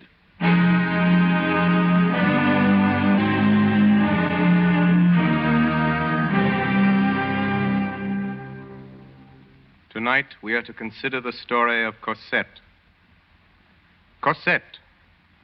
Fantine had left her at Montfermier with some innkeepers called the Thénardiers. The little Cosette, the child of Fantine. Jean Valjean had promised to care for Cosette. Javert never found her. Now, who were these innkeepers, these Thénardiers? This man and this woman were cunning and rage married. A hideous and terrible pair. Cosette was between them, undergoing their double pressure, like a creature who was at the same time bruised by a millstone and lacerated with pincers. The man and woman had each a different way. Cosette was beaten unmercifully. That came from the woman. She went barefoot in winter. That came from the man. A ferocious mistress, a malignant master, a rascal of the subdued order. Thénardier's code as an innkeeper is interesting. The duty of the innkeeper is to sell to the first comer. Food, rest, light, fire, dirty linen, servants, fleas, and smiles, to charge for the open window, the closed window, the chimney corner, the sofa, the chair, the stool, the bench, the feather bed, the mattress, the straw bed. To know how much the mirror is worn and to tax that. To make the traveler pay for everything, even to the flies that his dog eats. Cosette was their only servant. And this child of 8 did the work of a full staff. She brushed, scrubbed, swept, ran errands, lifted heavy things, puny as she was. And the moment the poor girl wearied in her back-breaking tasks, the huge figure of Madame Thénardier loomed above her, shrilling commands through the inn. Cosette! Cosette! Oh, there you are. Well, what have you been doing? Nothing as usual. You know we need more wood for the kitchen. Get it. There, that'll teach you to waste time.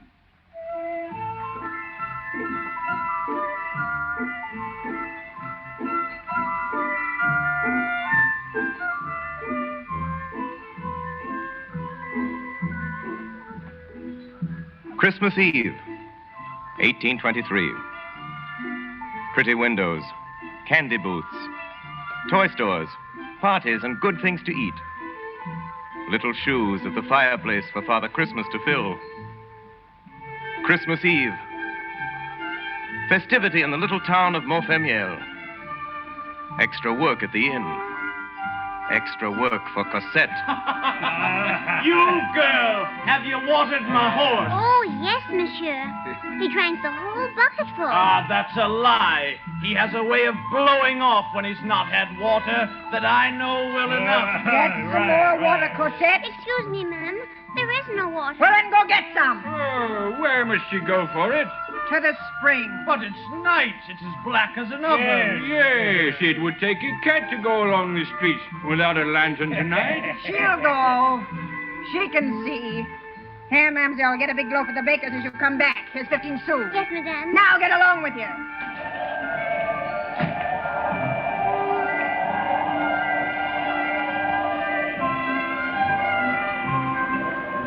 The child fled with her bucket, running as fast as she could. The night was cold, and the spring was far away.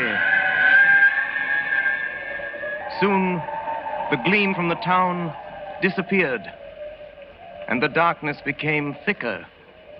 It was no longer Montfermier. It was open country. Dark, terrifying country. The child's heart pounded at her ribs, with their ghosts moving in the trees. Time after time she faltered and started back towards the inn. But always there appeared to her the more dreadful specter of Madame Thénardier, and she went on.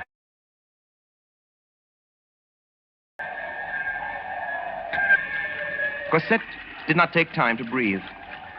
She felt in the darkness for a young oak which bent over the spring, found a branch, swung herself from it, bent down, and plunged the bucket in the water.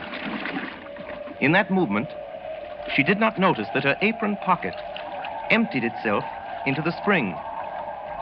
The 15-sou piece fell from her dress and dropped into the water. Cosette neither saw nor heard the coin fall. She was anxious to start back at once, but the effort of filling the bucket had been so great that it was impossible for her to take a step. For on this night, this starless, terrifying Christmas night, that bucket was heavier than ever before. The woods were blacker. The wind was colder. The child tugged at the stooping weight and managed a few steps. Terror gripped her. Terror. Terror of something she couldn't see. She began to count aloud. 1, 2, 3, 4, 5, 6, 7, 8, 9. 1, 2, 3.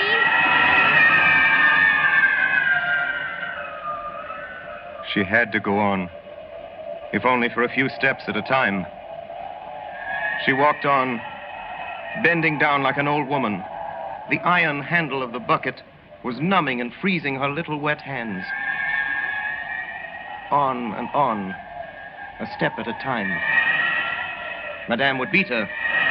Madame would scream at her. Madame would whip her.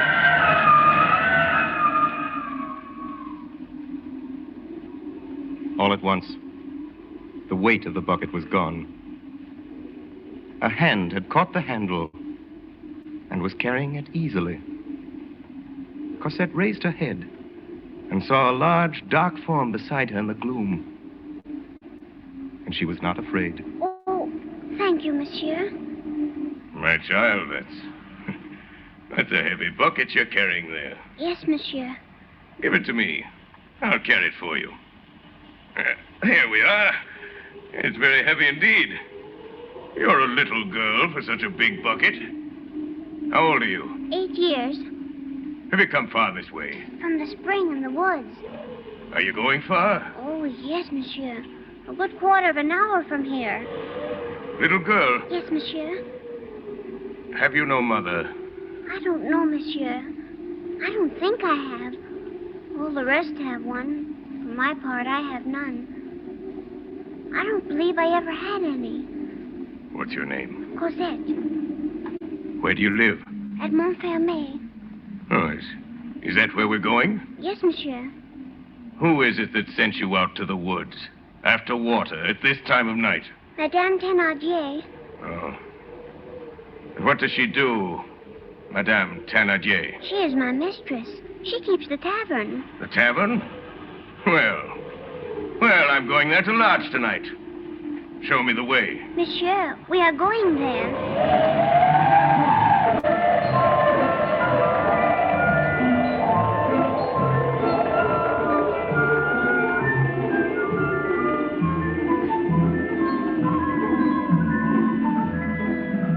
Look, we're on the main street. How far is the inn? We are close by it. Monsieur, may I take the bucket now? What for? Because if Madame Thénardier sees that if anybody else brought it for me, she will beat me. Oh, not on Christmas, my child. Is it Christmas, monsieur? Oh, it's you, is it? Well, you've taken your time. Madame, here is a gentleman who is coming to lodge. What? Oh, monsieur, come in. Have you a room? My brave man, I'm sorry, but I have nothing. Put me anywhere. In the garret or in the stable. I would pay as if I had a room. 40 sous? Very well. 40 sous. In advance. I don't lodge poor people for less. I shall want some supper. If you're prepared to pay, monsieur, very well. Oh, I forgot the bread. Cosette! Cosette! Oh, madame, the baker was closed. You ought to have knocked. I did knock, madame, but he didn't open. I'll find out tomorrow if that's true, and if you're lying, well, give me back the 15 sous. Come, don't you hear me? Have you lost it, or did you steal it from me? Well, answer. It's gone, madame. Forgive me, please, madame. Oh, so you lost it. It must have slipped from my pocket at the spring. Oh, madame, it won't ever happen again. I should say not. I'll teach you to lose my money. Where's that whip? No, madame, don't whip me, please. Madame. Don't whip me, madame. Madame. I beg your pardon, but I just saw something fall out of the little girl's pocket and roll away. This may be it. Here it is. A 20 sous piece? Yes. Isn't that what you gave her? Why, yes. Yes, that's it. Cosette, don't ever let that happen again. Get to work. Now, monsieur, Let me show you to your room.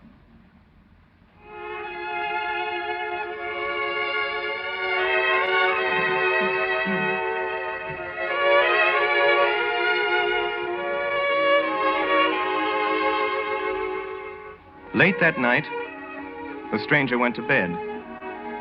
Not in the stable as he had expected, but in the best room of the inn. This courtesy on the part of the Thénardiers had, as usual, a purpose behind it. A purpose which the irritable Madame Thénardier could hardly understand. The fool! What was in his head to protect that little monster Cosette? To pretend she lost a 20-sou piece? Think of that! That slut I wouldn't give 10 sous for. It's very simple. It amused him. He has the right to do it if he can pay for it. Why interfere as long as he has money? No matter what you say, I'm going to kick Cosette out of doors tomorrow. You are indeed.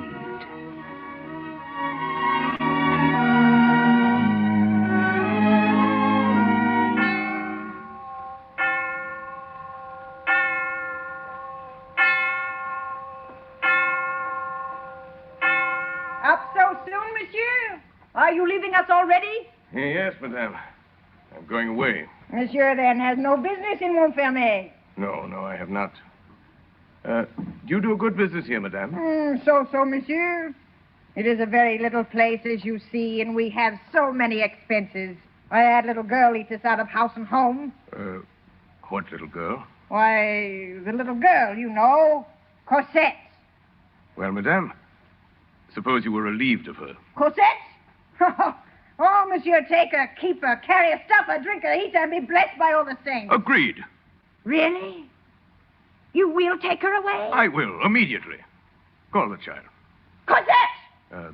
Where is my bill? How much is it? Here it is, monsieur. You owe us 23 francs. Ah, Thénardier, what news? He's going to take that beggar Cosette off my hands. I shall go fetch her at once. Cosette! 23 francs, you said. Here you are, monsieur. Pardon, monsieur. There is an extra charge for your candle. That will be 2 francs more. Oh, thank you, monsieur. As to the little girl, I must have some talk with you about that. Well, your wife seems anxious enough to get rid of her. That may be, monsieur. But I must say that I adore the girl. What? You wish to take our little Cosette from us. I'm afraid, monsieur, I cannot consent to that. It is true the child costs us money. It is true the child has faults, but we love her. We must all do something for Garde. After all, one does not give his child to the first traveler, you understand? I do not even know your name. Now, if I were to see perhaps some paper you have, a passport, perhaps? Monsieur Thénardier, people do not take a passport to come 5 leagues from Paris. If I take Cosette, I take her. That is all. You will not know my name or my abode. You will not know where she goes. And my intention is that she shall never see you again in all her life. Do you agree? Yes or no? In that case, monsieur, I must have 1,500 francs. I was prepared for this. 1,500 francs. There it is. Come along, dear. You're not frightened of me, are you? Here she is, monsieur. Wrap yourself up, child. It's cold, and we're going away. Wait, monsieur. My money. I've given you 1,500 francs, Monsieur Thénardier. You have your money. Come, Cosette. What luck, husband. He has taken the little wretch, and we have 1,500. Ah, don't be a fool. We might have had thousands. Why did he come here for the ugly brat? Who is he? In heaven's name, who is that man?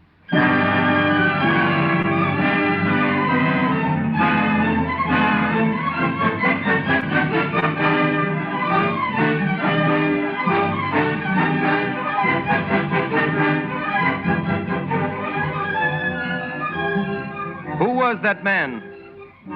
He was Jean Valjean. In his fall overboard from the Orion, the sea had been kind to him. The sea had hid him from the galley guards. The sea which was supposed to have closed the case in Inspector's notebook. Number 9430 was very much alive. So Jean Valjean took Cosette away with him to Paris. Jean Valjean had never loved anything. He had never been father, lover, husband, or friend. To teach Cosette and to watch her playing was nearly all his life. And then he would talk to her about her mother and teach her to pray. It is very sweet, this grand and strange emotion of the heart in its first love. Poor old heart, so young. And for Cosette, from the first day, everything that she felt in her being loved this kind old friend. She called him father and knew him by no other name. Now, Jean Valjean was cautious. He never left the house in Paris by day. Keeping prudently to the infrequented side alleys of the neighborhood, he would walk sometimes an hour or two at nightfall. Now, there was in that district an old beggar who sat crouched on the edge of a condemned well. Those who were envious of this poor creature said he was in the pay of the police. He was an old church beadle of 75 who was always mumbling prayers. Jean Valjean never passed him without giving him a few pennies. One evening, toward the close of winter, as he was passing that way, he noticed this beggar crouched in his usual place under the street lamp. The man, according to his custom, seemed to be praying and was bent over. Jean Valjean walked up to him and put a piece of money in his hand. The beggar suddenly raised his eyes and stared into his face. Then he quickly dropped his head. It was over in a moment. But Jean Valjean shuddered. It seemed to him that he had seen by the light of the street lamp not the calm, sanctimonious face of the old beadle, but a terrible and well-known countenance. Some instinct kept Jean Valjean from speaking. He gazed at the crouching figure. The same form, the same rags as on the other day. He told himself he was mad, and he hurried home. T-R-E-E. See the bird in the tree. T-H-E. Cosette! What is it, Father? Quiet.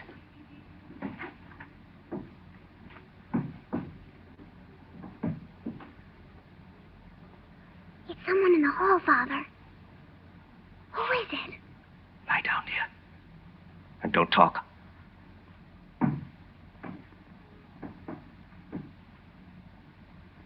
He stopped, Father. He's just outside the door. Father, why are you blowing out the light?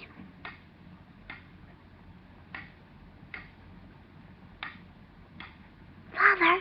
Little one, you must go to sleep. Yes, Father. But what does he want out there? Please, Cosette. Yes, Father.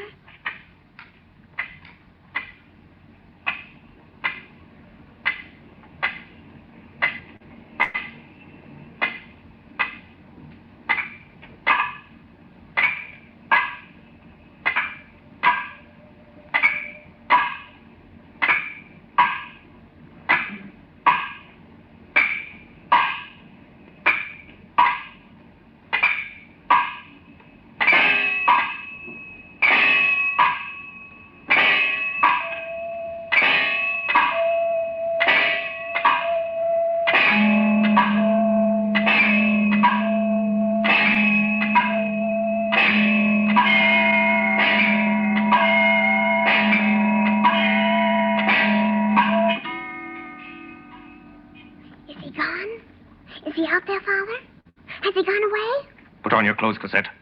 Hurry. Yes, Father. Where are we going? I don't know. I don't know. Are we going far? We're leaving Paris. Tonight. Has it something to do with that man in the hall, Father? Father, what was he doing? Peeking in? Do you know him? I know him. What's his name, Father? His name is Javert. Through the sleeping city, through the narrow, silent streets, running, creeping, doubling, backing, describing 100 sly patterns in the labyrinth of back courts and alleys and passageways, ran these two hunted beings, the old convict who had been the mayor of a city, the little child who had been a slave.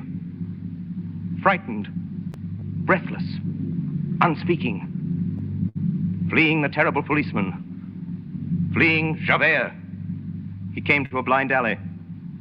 There were high walls there, and to the left, at the corner where a street began, Jean Valjean saw a sentinel.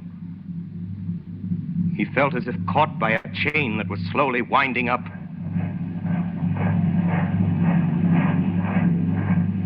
At this moment, a muffled and regular sound began to make itself heard at some distance. Soldiers. Jean Valjean saw the gleam of their bayonets. They were coming towards him. They came slowly, stopping to examine the recesses of the walls, to search the entrances of doors and alleys. Javert led the way. There was only one thing possible. In the prison ships, the old convict had learned a strange art. The art of climbing without ladders or ropes, of supporting himself by the back of his neck, his shoulders, his hips, and his knees. The art of raising himself straight up the right angle of a wall to the height of a 6th story. Jean Valjean looked up the wall and measured the distance with his eyes. About 18 feet. The difficulty was Cosette. He needed a rope. Where could he find a rope? At midnight, on a deserted street. Then, Jean Valjean saw the street lamp. Now, at that time, there were no gas lamps in the streets of Paris. The lamps were raised and lowered by cords. Traversing the street from one end to the other were these cords. The wheel on which the rope was wound was locked below the lantern in a little iron box. Jean Valjean sprang the bolt of this box, and an instant after was back at the side of Cosette. He had a rope. A half minute, and Jean Valjean was on the top of the wall. Another, and he'd pulled up Cosette. The next instant, they were safe. Safe on the other side. That's the blind alley!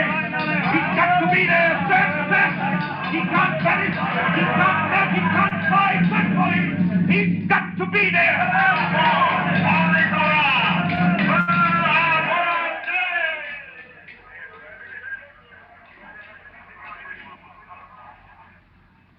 Father. Yes, Cosette. Can I talk now? Yes, little one.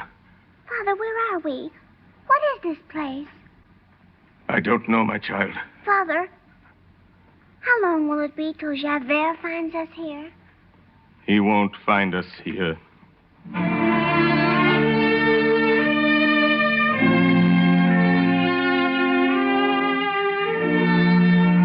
The Notebook of Inspector Javert, January 9th, 1818. This is the anniversary of Jean Valjean's escape. This is the date of my failure. This is the day when Jean Valjean eluded me and vanished almost before my eyes in a closed and guarded street. To think that this man is free, alive somewhere in the world and laughing at justice. But give justice time. I can wait. I have waited before. I can watch. Jean Valjean is my man. Someday I will catch him.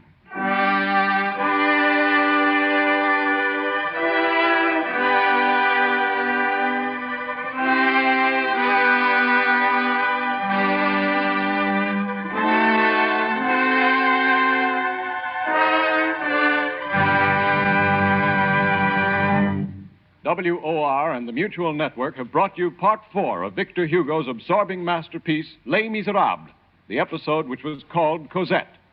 Orson Welles, distinguished young author, actor, and director, played the role of Jean Valjean and was also heard reading the narrative passages which bound together the dramatic action.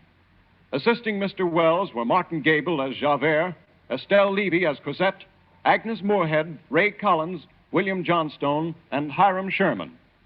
Next Friday evening at 10 o'clock Eastern Daylight Saving Time, we shall present Les Misérables in its 5th phase, the episode which is called Marius.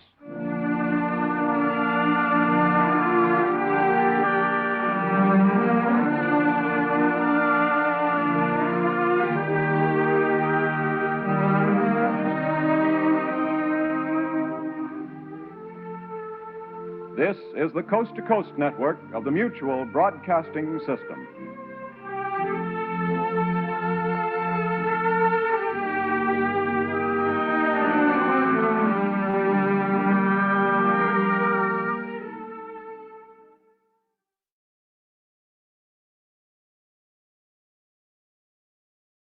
long as these problems are not solved, so long as ignorance and poverty remain on earth, these words cannot be useless. These are the words which preface the fifth of 7 broadcasts based on Victor Hugo's great novel, Les Misérables. WOR and the Mutual Network present Orson Welles, distinguished young author, actor, and director, in an adaptation of the book which he has created especially for radio. Each episode portrays some development in the progress of Jean Valjean, a role played by Orson Welles, who is also heard as he reads the narrative passages. Les Misérables, Part 5, the episode which is called The Grave. Hold! Hold! Hold! Hold! Who goes there? Police lieutenant on special duty for Inspector Javert. Any news of Jean Valjean? Have you caught him? Caught him? We thought we caught him. Just look. Bright moonlight, 24 of us, a whole street full of police, a blind alley, and Javert himself. And would you believe it, Lieutenant? He got away. I'll bet Javert's boiling. Where is he now? Out in the fields with the first squad. Javert swears he'll find him if it takes every policeman in Paris. He hates that man so much it frightens you. There's something between those two that's worse than hate. Whatever it was, it happened years ago, when Javert was an inspector in some town in the south, and this Jean Valjean was the mayor. Valjean, the mayor? Oh, yes. Made his fortune in business, he did. And still has the money somewhere, hidden away. He called himself Monsieur Madeleine in those days. But you can't fool Javert. Javert found him out and sent him back to the galley ship. The double chain. How did Valjean get out of that? How did he get out of this tonight? And mark you, Lieutenant, this time he had a child with him. Yes. Javert has spoken of that child. Yes. The offspring of some criminal woman, Jean Valjean, protected from Javert when he was mayor. It is very sordid. But where did they go? Where could they go? Look about you, Lieutenant. Where is there room for an old man and a little child? What's beyond those walls? Oh, what does it matter? No living man could climb those walls. These things are not to be understood. The convict has vanished, and there's an end to it. And if I know Jean Valjean, he won't be caught. Yes, my friend. But if I know Javert, you'll go on hunting him.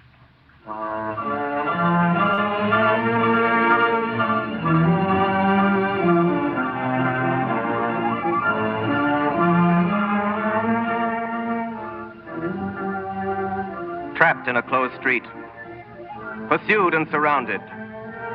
But Jean Valjean had escaped. Javert had found him out in his hiding place and chased him that night across the city of Paris till he came to this blind alley. A squad of police, a lone man, and a little child. Where was this Jean Valjean? No living man could climb those walls. But there are things to be learned in 19 years' service in the galleys. And Jean Valjean had learned in those years the dark sciences of the impossible. Pulling Cosette up after him, he had climbed one of those walls. He found himself in a garden, a wild and solitary place, black in the shadow of an enormous and shuttered building. What was this house? Wrapped snugly in his greatcoat, Cosette, the little child, soon fell asleep. And Jean Valjean, watching over her, knew that night that so long as this child should be alive, he should need nothing except for her, and fear nothing save on her account. He heard a strange noise, a sound like a bell shaking on the neck of a beast. There was something in the garden, something limping in the darkness, and like a man. To the outcast, all things are hostile, and all things are suspicious. He distrusts the day because it helps to discover him, and the night because it helps to surprise him. Jean Valjean shuddered because the garden was empty. Now he shuddered because someone was there. There was no hiding in that garden. What is it? Oh, you frightened me. Who are you? 100 francs if you'll hide me. Oh, God help us. Monsieur Madeleine. What? Monsieur, how did you get here? How? Did you fall from the sky? Who are you? Don't you remember old Fauchelevent? You once saved my life. Fauchelevent? 6 years ago, monsieur, you lifted my great wagon from the mud. I was caught there. I would have been crushed, Monsieur Madeleine. Yes. Fauchelevent. The wagoner. And you. You remember only Monsieur Madeleine, the mayor of Montreux. Yes. And what is the mayor doing here? Fauchelevent, I'm in trouble. You must hide me. Oh, not here, monsieur. No man is allowed here. No one will know. Oh, Monsieur Madeleine, you have arrived at a very good time. I should say very bad. There is one of the sisters dangerously sick. She is dying. Oh, Father, I'm frightened. Cosette, little one, go back to sleep. There's nothing to be afraid of. Monsieur, why do you wear that bell on your knee? They put it on me, my child, so they know when I'm coming. Fauchelevent, what is this place? Oh, don't you know, Monsieur Madeleine? You sent me here. It was your recommendation that got me the job as gardener, monsieur. It's a convent. A convent? Yes, monsieur, the convent of the Perpetual Adoration, and a young ladies' school. But how did you get here? Old friend, let it go that I fell from the sky. Well, I believe it, monsieur. You don't need to tell me. I believe it. God must have taken you into his own hand to have a close look at you and then put you down. Only he meant to put you in a monastery, and he made a mistake. Listen, the nun is dead. Oh, Father. Shush. Cosette. What is that bell? It is the death knell. That bell will strike every minute for 24 hours until the body goes out of the church. You hear it? It's like I told you, a stroke every minute. It is the rule of the convent. Fauchelevent, what do you do here? I am the gardener, monsieur. A gardener? Of course. Fauchelevent, I'm in danger. Oh. Will you save my life? Oh, ask me anything on earth. Give me a job. A job, Monsieur Madeleine? You, the mayor of Montreux? Forget Monsieur Madeleine. I must have a job. I must stay here. No one must see me. Don't you see? This convent would save us. Oh, but the little girl, monsieur. Cosette shall be entered into the school. Please, old friend, make me your assistant in the garden. Present me as your brother. The Reverend Mother might consent. But there is one thing. You see, monsieur, the gates are locked. The mother prioress will want to know how you got into the garden, and, monsieur, I won't be able to tell her. What do you mean? You can't enter the convent from here, monsieur. They must admit you from the street. From the street?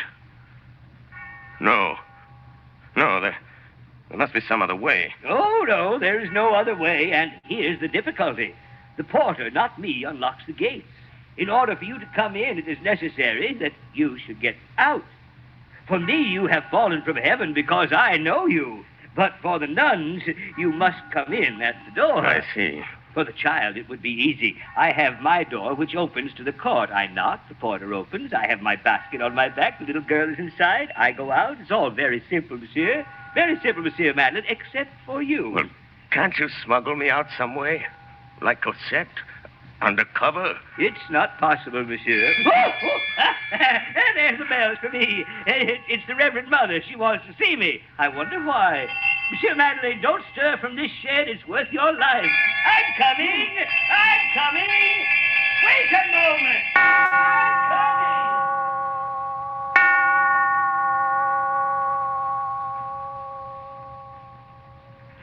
Reverend Mother, you sent for me? Reverend Mother? At 8:45 in the morning, and at all hours, praise and adoration to the most holy sacrament of the altar. Monsieur Fauchelevent, I have called you. I am here, Reverend Mother. I wish to speak to you. And for my part, I have nothing to say to the most Reverend Mother, but something. You have a communication you wish to make to me. Reverend Mother, I am not young. No, monsieur? No, Reverend Mother. And I have also a brother who is not young. Indeed, monsieur. Not young. And not old. An excellent gardener, honest and respectable, and the father of a little girl who would be reared under God in this house and may someday be a nun. Monsieur Fauchelevent, can you, between now and night, procure an iron bar? For what work? To be used as a lever. Oh, yes, Reverend Mother, and may I say further that I have served here in the convent too long with this bell on my knee not to have an excellent brother. Monsieur Fauchelevent, we have confidence in you. You know that a mother died here this morning. Yes, Reverend Mother, amen. It is Mother Crucifixion, one of the blessed. Yes, Reverend Mother, and now she's dead. At 9 o'clock in the morning, and at all hours, praise and adoration to the most holy sacrament of the altar. Amen. Mother Crucifixion will be buried in the coffin in which she slept for 20 years. Yes, I will nail her up then, and we'll put aside the undertaker's coffin. The 4 Mother choristers will help you. What, to nail up the coffin? I don't need them. No, to let it down. Where? Under the altar. Oh, the vault under the altar? We must obey the dead.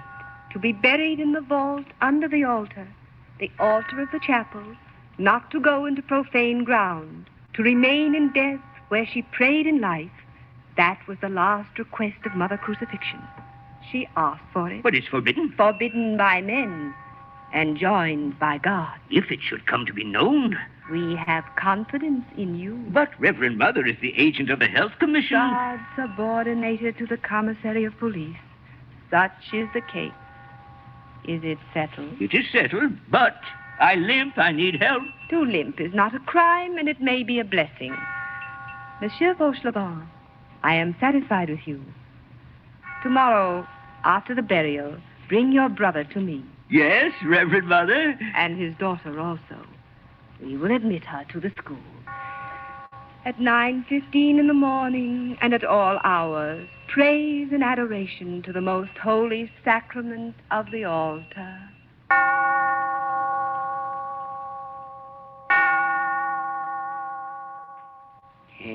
So you see, Monsieur Madeleine, that's the only thing wrong with the whole idea. The government coffin. The government coffin? The coffin from the administration. You see, Monsieur Madeleine, when a nun dies, the municipality physicians come and say, there is a nun dead. The government sends us a coffin, and the next day a hearse and some bearers to take it to the cemetery. The bearers will come tomorrow, and there'll be nothing in the coffin.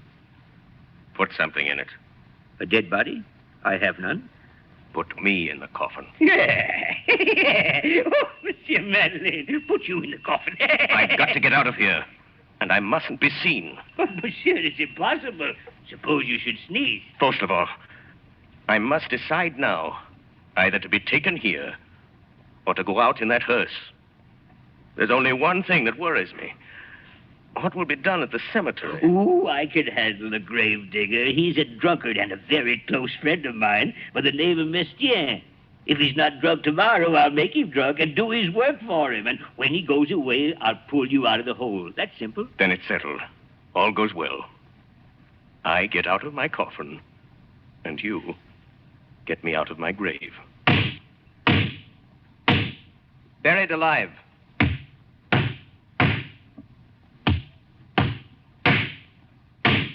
Jean Valjean had arranged his coffin so he could live in it and breathe a very little. He was calm. He counted on that drunken gravedigger, old Fauchelevent's friend, the gravedigger Mestienne. The plans were perfect. They would take him in the coffin to the graveyard, thinking he was the nun. The priests would read the services and go away. Then Fauchelevent would take this Mestienne to a tavern, and Jean Valjean would be left in the grave. He would wait patiently. Then Fauchelevent would return, alone, and he would be released. He was confident of the result. The 4 boards of the coffin exhaled a kind of terrible peace. It was as if something of the repose of the dead had entered into the tranquility of Jean Valjean. Jean Valjean felt himself lifted by the pallbearers.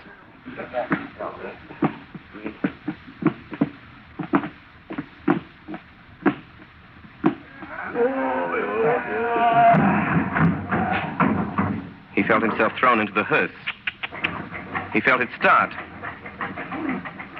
He felt himself driven from the clattering pavement of the streets to the hard ground of the boulevards, out to the open country and the grave.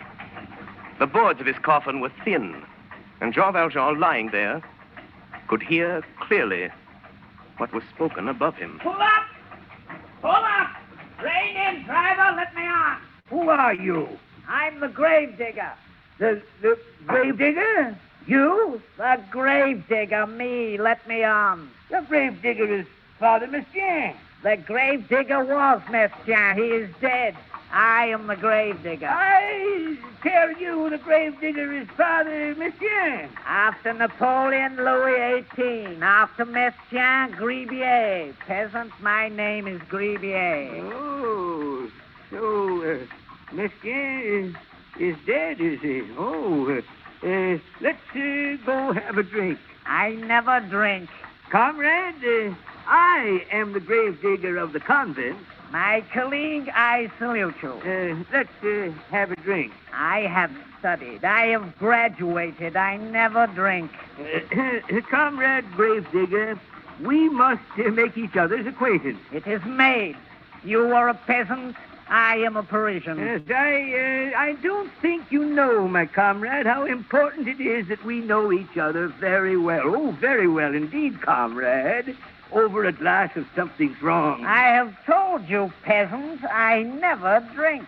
Please, comrade gravedigger. I ought not to be a gravedigger. I was intended for literature. Indeed, peasants, I am still a public scribe. That you are not the gravedigger? One does not prevent the other, peasant. I accumulate. Good.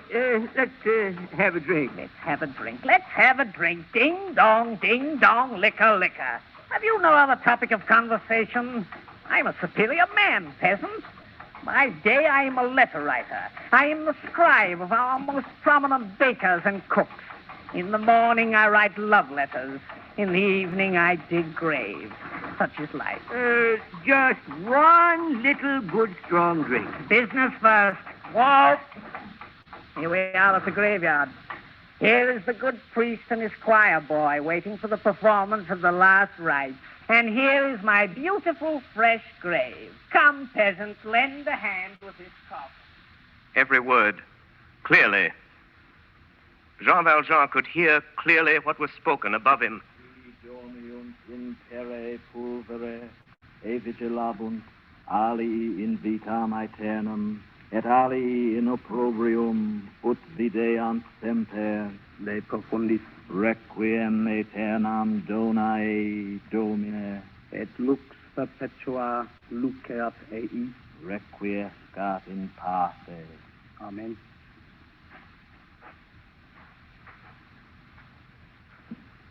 Jean Valjean heard suddenly a sound above his head, which seemed to him like a clap of thunder. It fell on the coffin lid over his face. It was earth. Earth from a spade. 4 inches from his face. They were burying him. It stopped up the air holes. He couldn't breathe.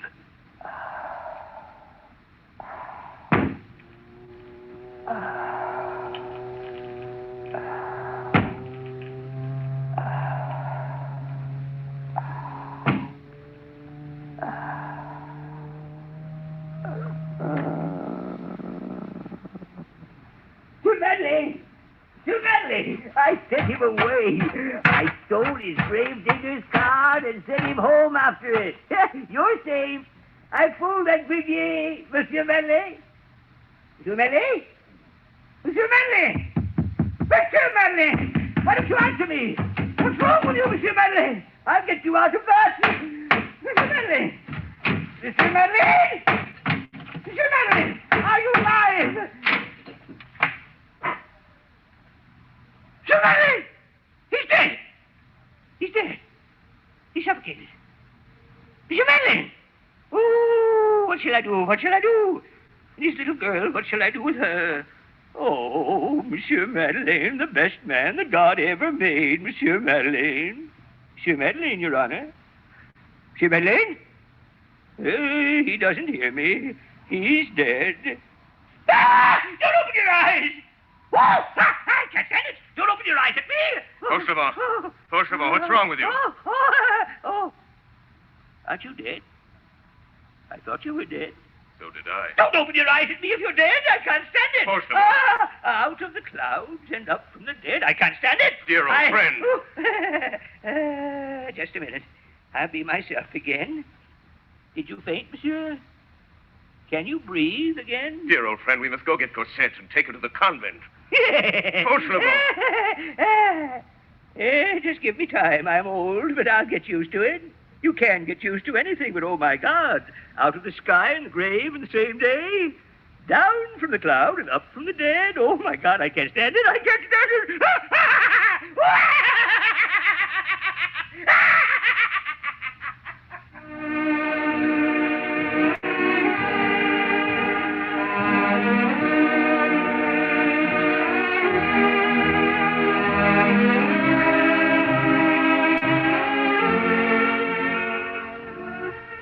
Javert, the inspector of police, watched the street where the convict, Jean Valjean, had disappeared. A hearse came out of the convent and passed Javert on its way to the cemetery. An old gardener came out of the convent and passed Javert carrying a covered basket. This gardener returned to the convent with another old man and a little child. He passed Javert in a carriage. For 3 months, Inspector Javert watched that street, and then he went away. In the convent, all was peace. The community was grateful for the services of its gardener. His niece was admitted to the school, and his brother was given a post as his assistant. So all went well for Jean Valjean. The years passed by. Cosette growing up in the school. Jean Valjean close to her in the convent garden and watching her as she grew.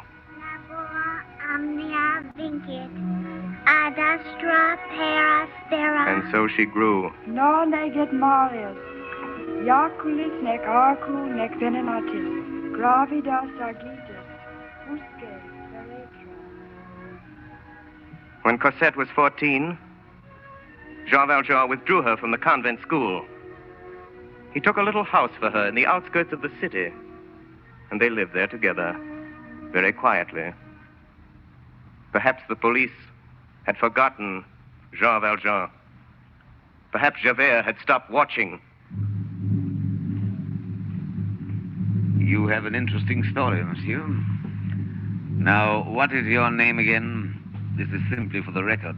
Marius Pontmercy. Age? 20. Occupation? I'm a student. When did you meet this girl, Cosette? And why have you come here to the police?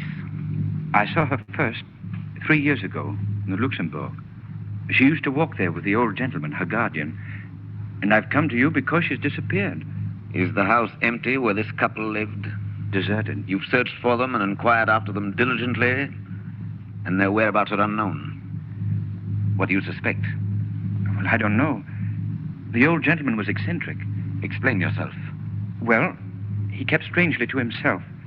He never left the house except at nightfall. It was almost as though, well, as though he were hiding from someone. And the girl, Cosette? She is quiet, monsieur, but very beautiful. I see. When you last saw this Cosette, did she speak to you of anything untoward? Can you remember any circumstance which struck you as peculiar? Yes, monsieur.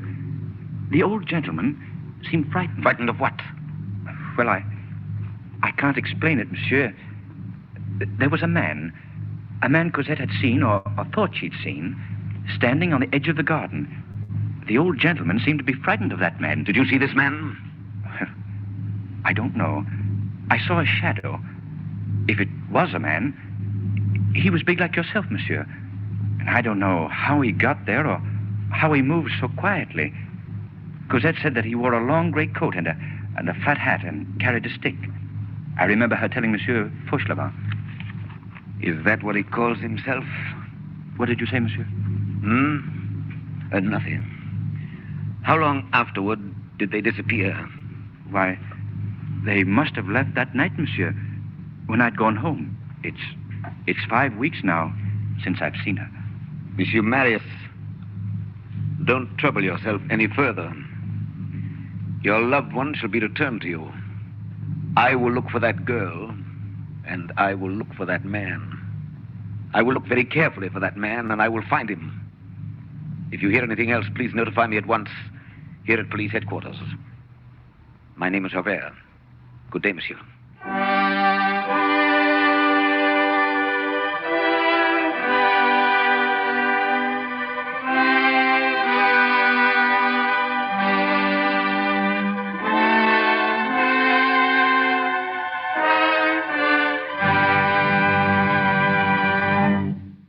WOR and the Mutual Network have brought you Part 5 of Victor Hugo's absorbing masterpiece, Les Misérables, the episode which was called The Grave. Orson Welles, distinguished young author, actor, and director, played the role of Jean Valjean and was also heard reading the narrative passages.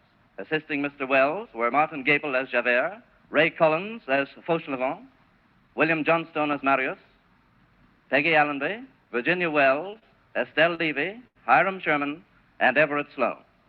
Next Friday evening at 9:30 o'clock Eastern Daylight Saving Time, we shall present Les Misérables in its 6th phase, the episode which is called The Barricade.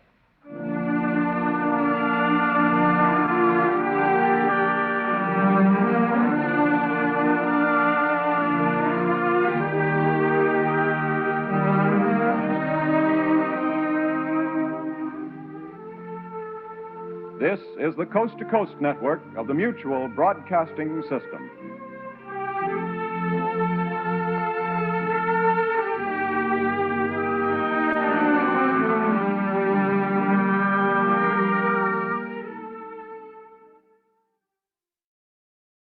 So long as these problems are not solved, so long as ignorance and poverty remain on earth, these words cannot be useless.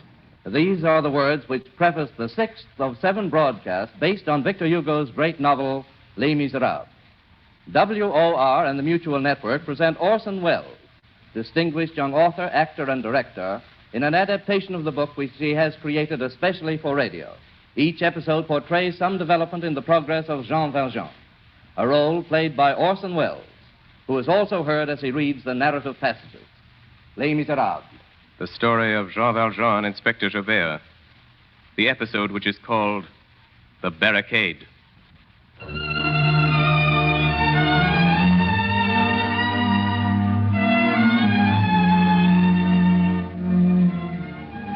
Official order, delivered under seal, March 9th, 1821. Inspector Javert will seize the body of Monsieur Madeleine, the mayor of Montreux, who has identified himself this day in court as the discharged convict, Jean Valjean.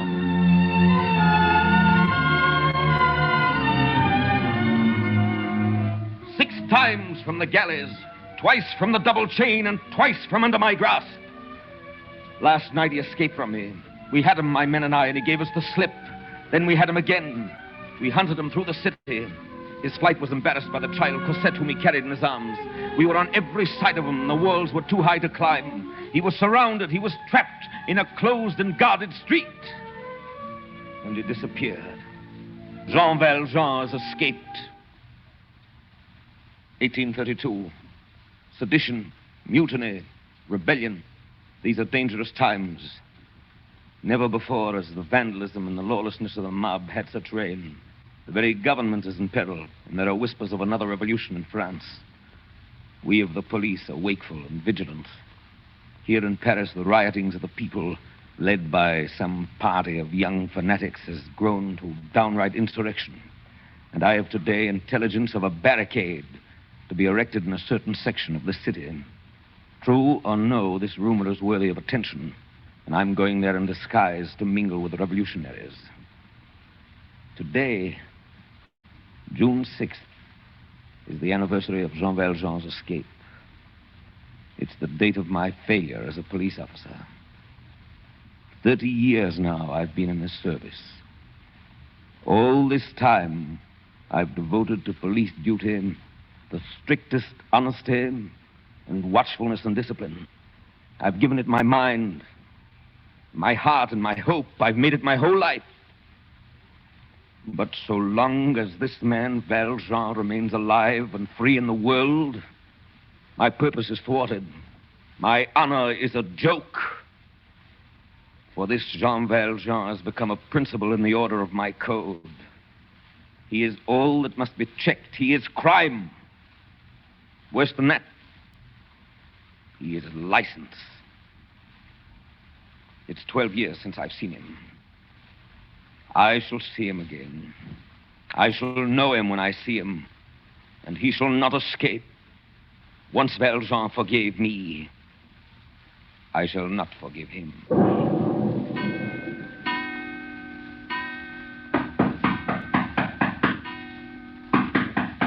Cosette!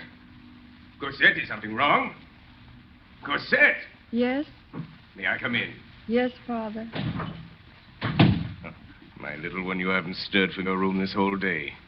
Now tell me something. What's on that pretty cheek? I don't know. Well, I do. It's a tear, and it has no business there. You've been weeping a great deal. Tell me, what for? For him. What's his name? Marius. Marius Pontmercy. Tell me about him. We met at the Luxembourg. He's going to be killed.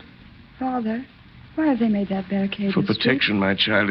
It's a kind of fort for the revolutionaries. Marius is at the barricade. How do you know? He was a rebel. He'd pledged himself to the insurrection. He told me that. When did you see him last? I haven't seen him at all for 2 months. We used to meet in the garden of the old house, and I was afraid to tell you. He may not be at the barricade. I got this letter. It came this morning. Let me see, little one. To Mademoiselle Cosette Fauchelevent, Monsieur Fauchelevent's Rue Lame, number 7. Our marriage was impossible. I have asked my grandfather. He has refused. I am without fortune, and you also. You know the promise that I gave you. I keep it. I die. I love you. When you read this, my soul will be near you. Marius. They say that the soldiers from the government have brought cannon and aimed them at the barricade. That will end it. All day I've sat here, listening. When I hear the first cannon, I'll know surely that he's dead.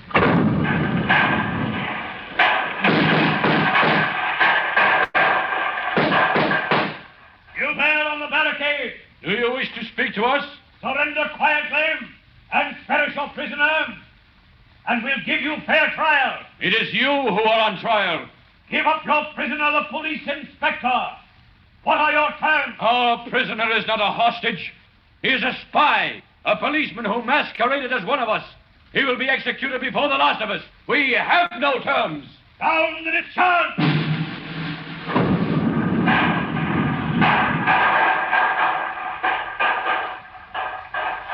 Take him on here. I'll hold the north barricade. You, comrade. Yes, Marius. Go behind the tavern wall. Our prisoner, the police spy, is tied back there to a table. Shoot him. Yes, Marius. Goodbye. Goodbye, Marius. Goodbye, Marius. That's a brave man, comrade. Yes, that's a brave man. He has no fear of death. It's almost as though he were in love with her. There's one whom Marius loves more than death. He must be safe for her. Indeed? Who are you? I am her father. Father of Cosette? What are you doing here? How did you get into the barricade? No matter. I've come to save your comrade. He must not know that I'm here. Sound the discharge!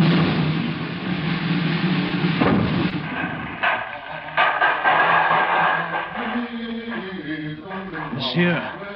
Yes? Will you hold this position for me? I have orders from Marius. I must go execute the spy. Who is the spy? A police inspector who impersonated a revolutionary and was caught here on the barricade. I am to shoot him. A police inspector? Yes, monsieur. His name is Javert. Let me shoot him. What, monsieur? Let me shoot him. You hold the post. Very well, if you wish it. I wish it. Where is he? Where is Javert? Around the corner of the street, monsieur. Tied up behind the wall. Down the discharge!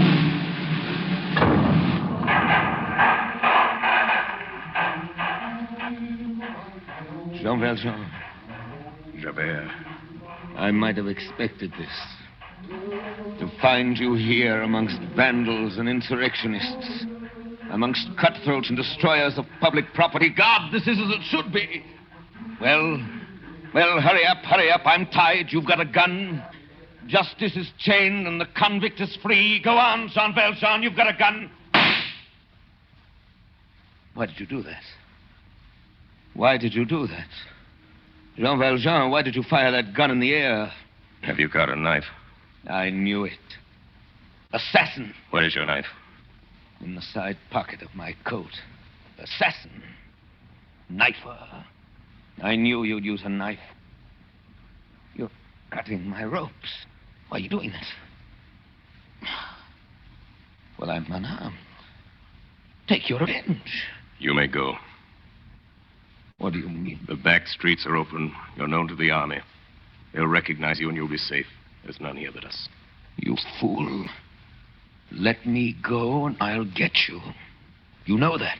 Alive or dead, I'll get you. I don't expect to leave this place. But if I should, you could find me under the name of Fauchelevent in the Rue de l'Armée, number 7. Fauchelevent. Rue de l'Armée. Why don't you kill me? Number 7. Number 7. I'll come for you. I'll be waiting.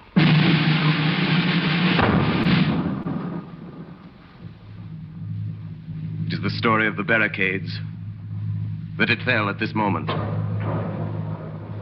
Everywhere was the terrible confusion of death and defeat. Jean Valjean found Marius unconscious, horribly wounded, covered with blood, but still breathing. He threw the boy on his shoulder and ran to the far end of the street. But for the silent dead of the insurrection, this place was deserted. Here was peace, but no safety. Here was silence and no exit. Here were no walls to climb, no passageways, no alleys. Here was a momentary island in the midst of the armies of France. 12 years before, Jean Valjean had been hunted down and trapped in a closed street. The child Cosette was in his arms. Now he carried her lover. He had looked up that night and seen the rope of a street lamp and found safety. Now he looked down and found there at his feet an iron door in the pavements. With Javert's own knife, he pried open the grating. In another instant, he lowered Marius and himself through this opening and was under the streets. Jean Valjean was in the sewers.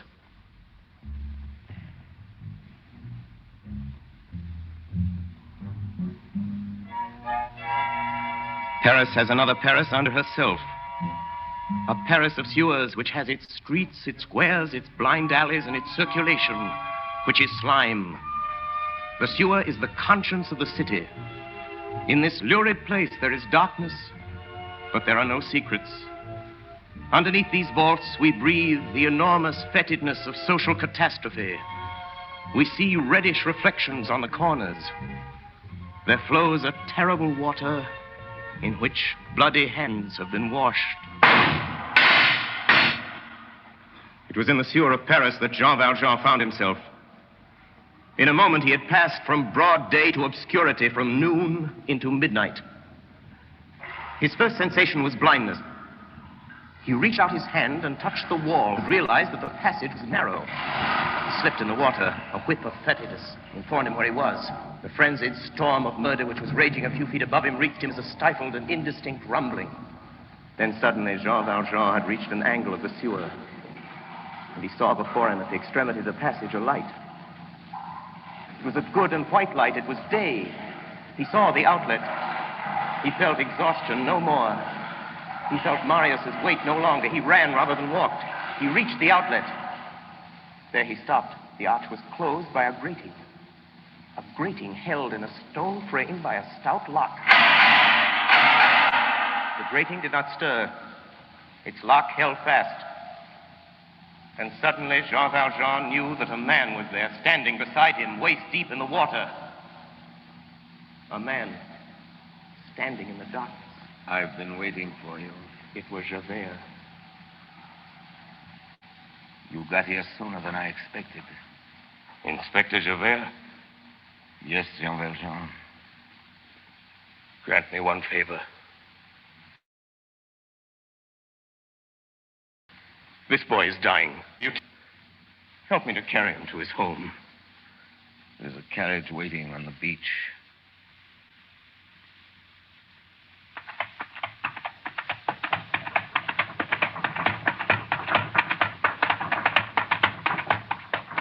You are silent, Javert. I should think you would be happy. I must thank you for helping me to take that wounded boy to his family. They will be grateful to you. Javert. Yes? I'm going to ask you something more. Something I know you won't permit. Cosette. I've been with her all these years. She's very dear to me. May I say goodbye to her? Driver. The Rue de l'Armée. Number 7.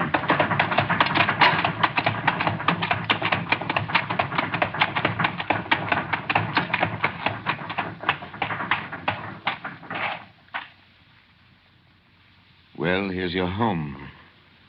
Go up and see her. What are you waiting for? I'm waiting for you. I'll be here, below in the street. Then you trust me? I'll wait in the street. Jean Valjean ran up the stairway to Cosette's little room.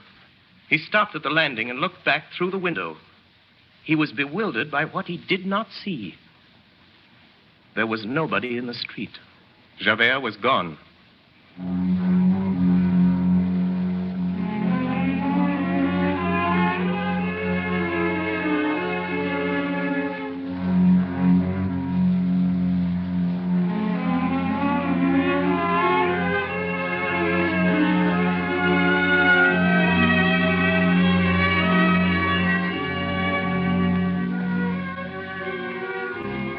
What was the story of Javert?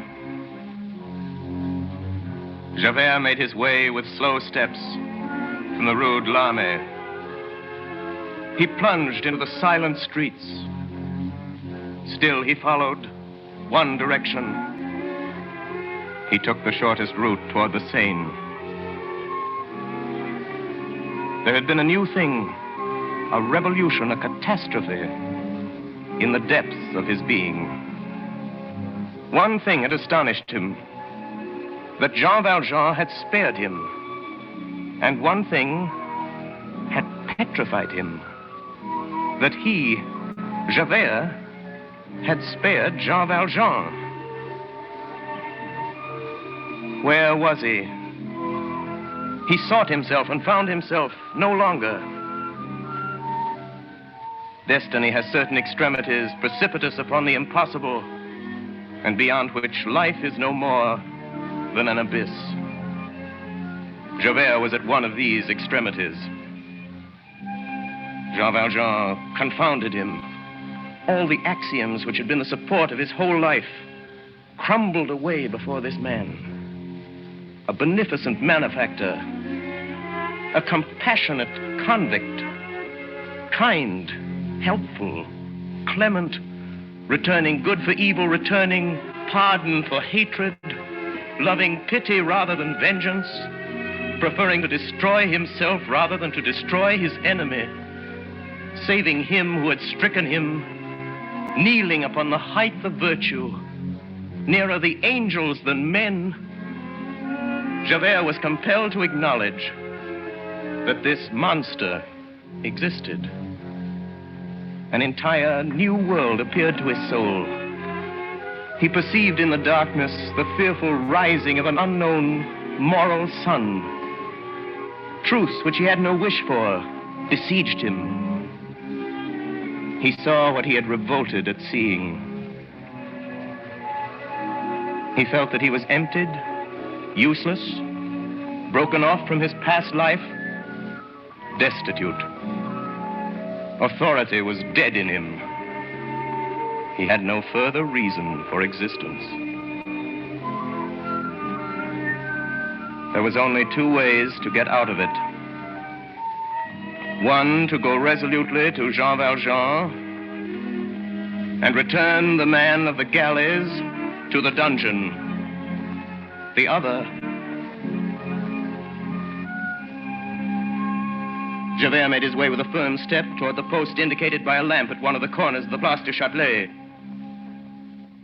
On reaching it, he entered. There was a policeman there. Javert gave his name, showed his card to the sergeant, and sat down at the table of the post on which a candle was burning. There was a pen on the table, a leaden inkstand, and some paper in readiness for chance reports and the orders of the night patrol. Javert took the pen and a sheet of paper and began to write. This is what he wrote. From the notebook of Inspector Javert, some observations for the benefit of the service. First, I beg Monsieur le Préfet to glance at this. Second, the prisoners, on their return from examination, take off their shoes and remain barefooted upon the pavement while they are searched. Many cough on returning to the prison. This involves hospital expenses. Third, it is difficult to explain why the special regulation of the prison forbids a prisoner to have a chair, even on paying for it. Fourth, the prisoners called barkers, who call the other prisoners to the parlor, make the prisoner pay them 2 sous for calling his name distinctly. This is a theft. Fifth, for a dropped thread, they retain 10 sous from the prisoner in the weaving shop. This is an abuse on the part of the contractor, since the cloth is just as good. Sixth, it is certain that gendarmes are every day heard relating the examinations of those brought before the magistrates. For a gendarme who should hold such things sacred to repeat what he has heard in the examining chamber is a serious disorder. Javert, Inspector of the First Class. June 7th, 1832, about 1 o'clock in the morning. Javert dried the fresh ink on this paper, folded it very carefully, like a letter, sealed it, wrote on the back a note for the administration, left it on the table, and went slowly out of the post.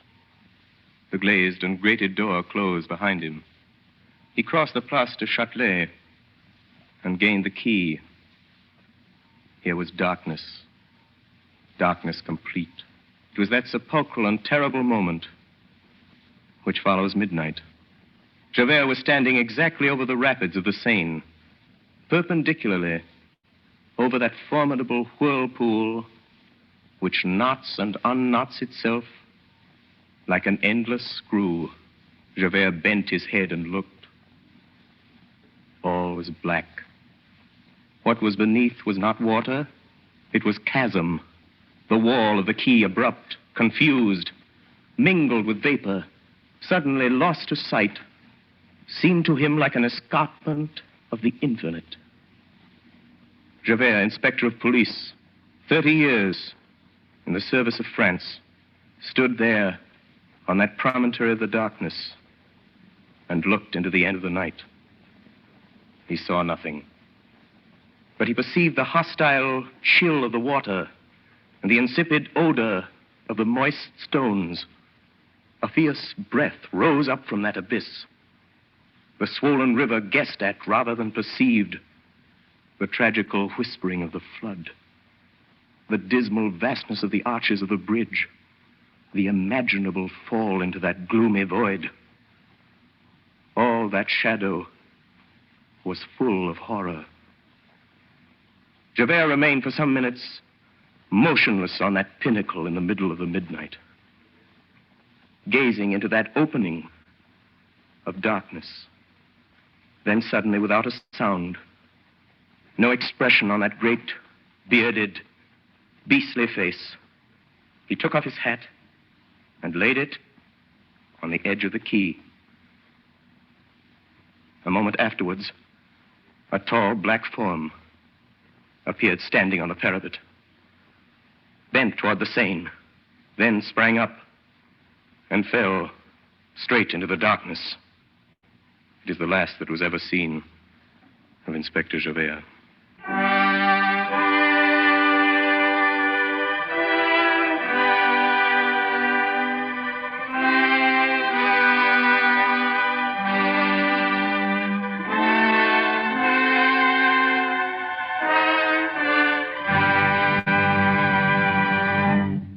WOR and the Mutual Network have brought you Part 6 of Victor Hugo's absorbing masterpiece, Les Misérables, the episode which was called The Barricade. Orson Welles, distinguished young author, actor, and director, played the role of Jean Valjean and was also heard reading the narrative passages. Assisting Mr. Welles were Martin Gabel as Javert, William Johnstone as Marius, Virginia Wells as Cosette, Ray Collins, Hiram Sherman, and others. Next Friday evening at 9:30 o'clock Eastern Daylight Saving Time, we shall present the 7th and final episode of Les Misérables.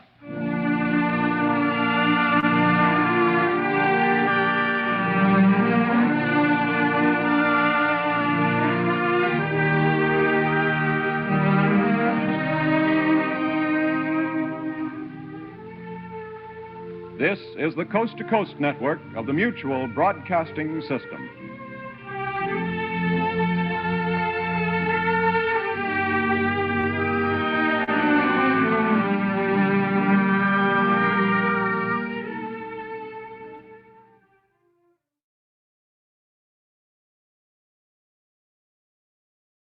So long as these problems are not solved, so long as ignorance and poverty remain on earth, these words cannot be useless. These are the words which preface the 7th and final broadcast based on Victor Hugo's great novel, Les Misérables. WOR and the Mutual Network present Orson Welles, distinguished young author, actor, and director, in an adaptation of the book which he has created especially for radio. Each episode portrays some development in the progress of Jean Valjean, a role played by Orson Welles, who is also heard as he reads the narrative passages. Part 7, the final episode of Les Misérables.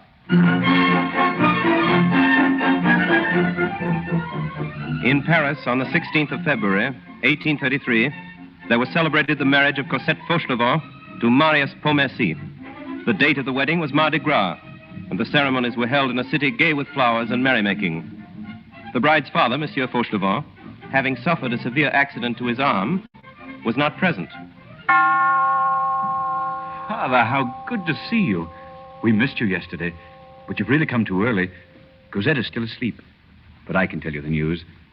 You are to come and live with us. It has all been decided. You are part of our happiness, Father. Cosette and I insist you share it with us. Monsieur. Is anything wrong? Is your arm still troubling you? There is nothing wrong with my arm. Is it wise for you to take the bandage off so soon? There has never been anything wrong with it. You can see for yourself. But yesterday you didn't come to our wedding. It was because you hurt your hand. It was the best that I should be absent from your marriage. Your pardon, Father. I don't know what you're talking about. Marius, I'm a convict. I've been in the galleys. The galleys? You? Cosette's father? Before God, I am not the father of Cosette. I am a peasant of Faverolles. And my name is not Fauchelevent. It is Jean Valjean. That is true, monsieur. I believe you. Cosette is very dear to me, but...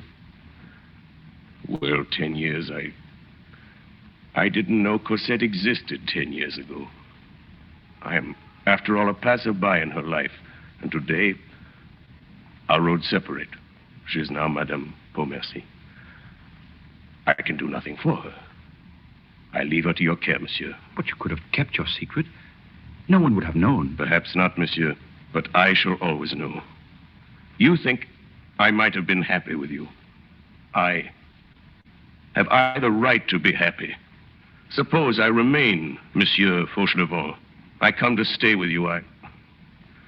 We are together.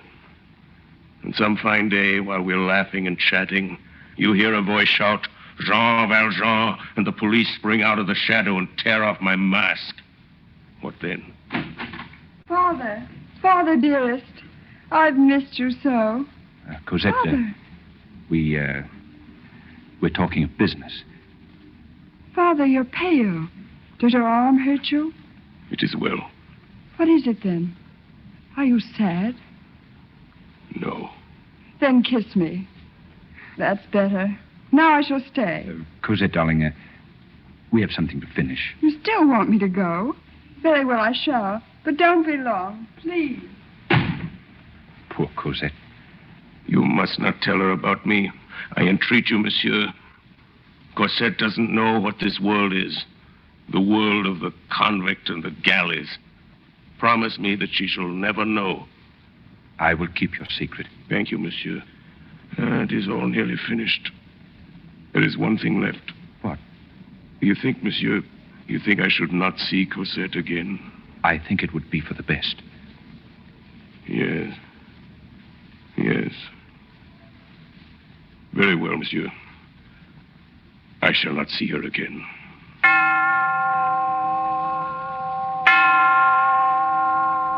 Jean Valjean was a convict, but the bridegroom Marius did not know the story of his crimes. There are many crimes, and hunger was one of these in the year of our Lord, 1796. Jean Valjean, before you are sentenced, have you nothing to say to this court? I was hungry, that's all, Excellency. My sister, she and her little ones, we live at Faverolles, Excellency. I'm a pruner. In the season, I earn 18 sous a day, and that's all. It's very hard, Excellency, and they're all hungry, Excellency. Much more hungry than me. Prisoner, this court finds, proven finally against you, the crime for which you are on trial, namely the burglary of a loaf of bread. Excellency, what does that mean? It means you're a thief. Guilty. 5 years in the galleys. The galleys. 5 years at the oar of a prison ship. 5 years for his first offense. Jean Valjean, thief. Guilty. Attempted escape. Guilty. Prisoner, sentence extended. 3 years. Jean Valjean, thief. Guilty. Escape in the second attempt. Guilty. Prisoner, sentence extended. 3 years. Jean Valjean, thief. Guilty. Escape in the third attempt. Guilty. Prisoner, sentence extended. 3 years. Jean Valjean, thief. Guilty. Escape in the first, second, and third attempts. Guilty. Escape in the fourth attempt and resistance. Guilty. Prisoner, sentence extended in the double chain. 5 years. Jean Valjean, your term has expired. Here is your passport. Give it to me. I can read. I've learned to read.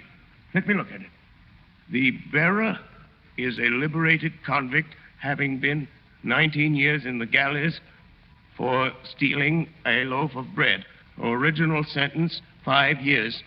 Additional servitude, 14 years. The holder of this passport is a very dangerous man. Excellency, what does that mean? It means you're free.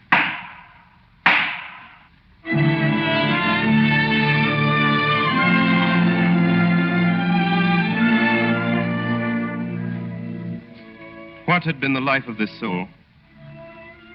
In weariness, in agony, under the whip, under the chain, in the cell, on the convict's bed of plank, under the burning sun of the galleys, Jean Valjean turned to his conscience and reflected.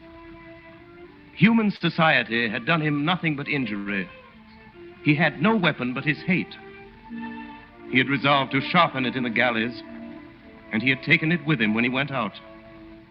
So the passport was right. The yellow passport, which described Jean Valjean as a very dangerous man. It was right that October night in 1815.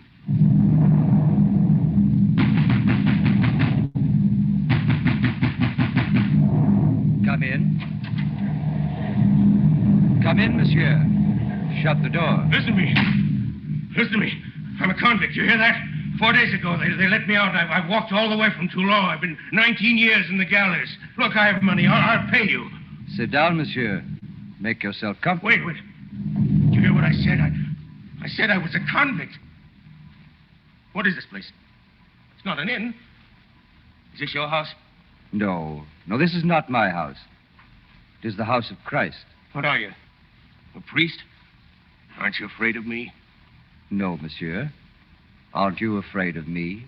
1815. Another crime of Jean Valjean's, of which Marius knew nothing. A crime committed that October night, 18 years before, in the house of the Bishop of Dives. was the bishop himself who opened the door that night to the convict, Jean Valjean. He made a place for him at his table and gave him a bed in his best chamber. The first bed Jean Valjean had slept in for 19 years. And Jean Valjean lay in his bed, sleepless, all through that long October night. He had many thoughts. He thought first of the goodness of the Bishop of D, and then thought of his silver. The bishop's silver. 6 silver plates. He had seen them at dinner. 200 francs worth of silver, double his pay for 19 years' labor in the chains. It is true that he stole them. It is true that Jean Valjean stole the plates from the Bishop of D. It is true that he sold these plates for 200 francs, and that he used this money to make himself rich. Under the name of Madeleine in the district of Montreux, he set up a workshop for the manufacture of synthetic jet. He prospered. He built a great factory. He became mayor of the city. It is true that Jean Valjean did this with the 6 silver plates he stole that night from the Bishop of D. It is true also that Jean Valjean was never convicted of this crime. Yes, monsieur. We are the police, Monseigneur. Please, officer. Silence, prisoner. Monseigneur, this man has been apprehended on the highway in the criminal possession of your plate.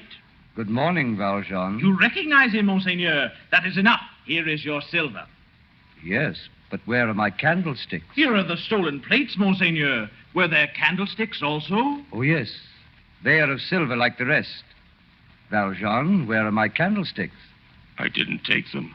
Monsieur Valjean, I don't think you understood. I gave you the candlesticks as well.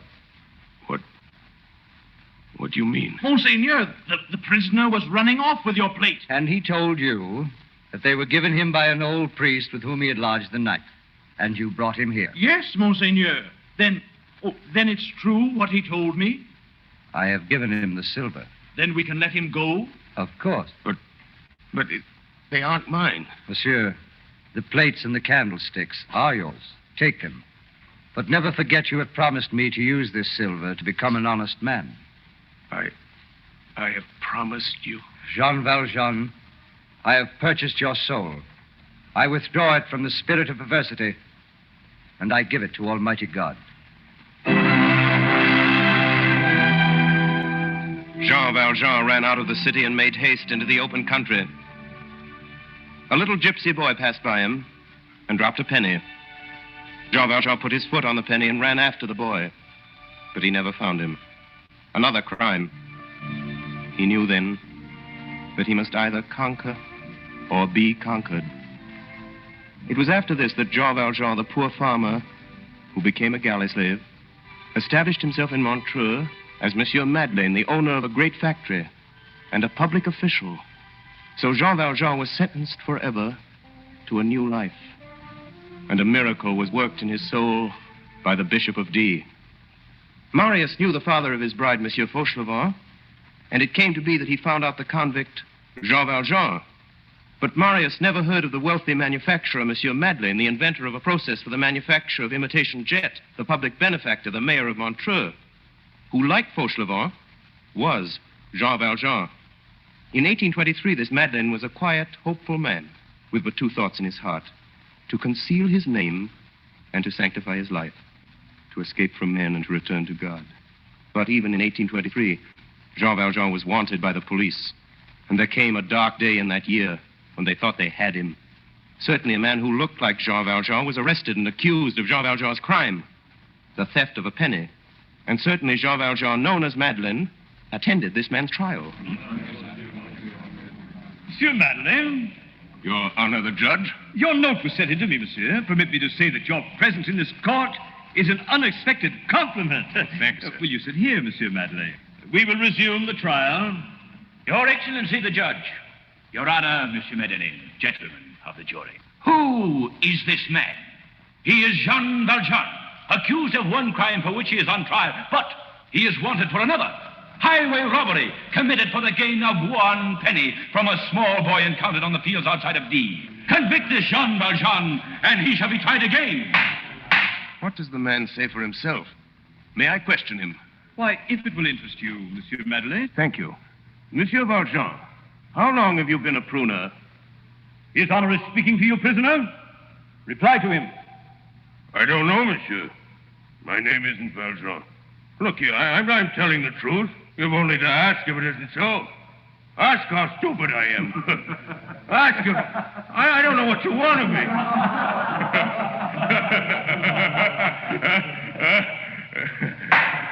Officers, enforce order. I am about to pronounce sentence on this man. One moment. Your Excellency. Your Excellency, may I be permitted a few words on behalf of the accused?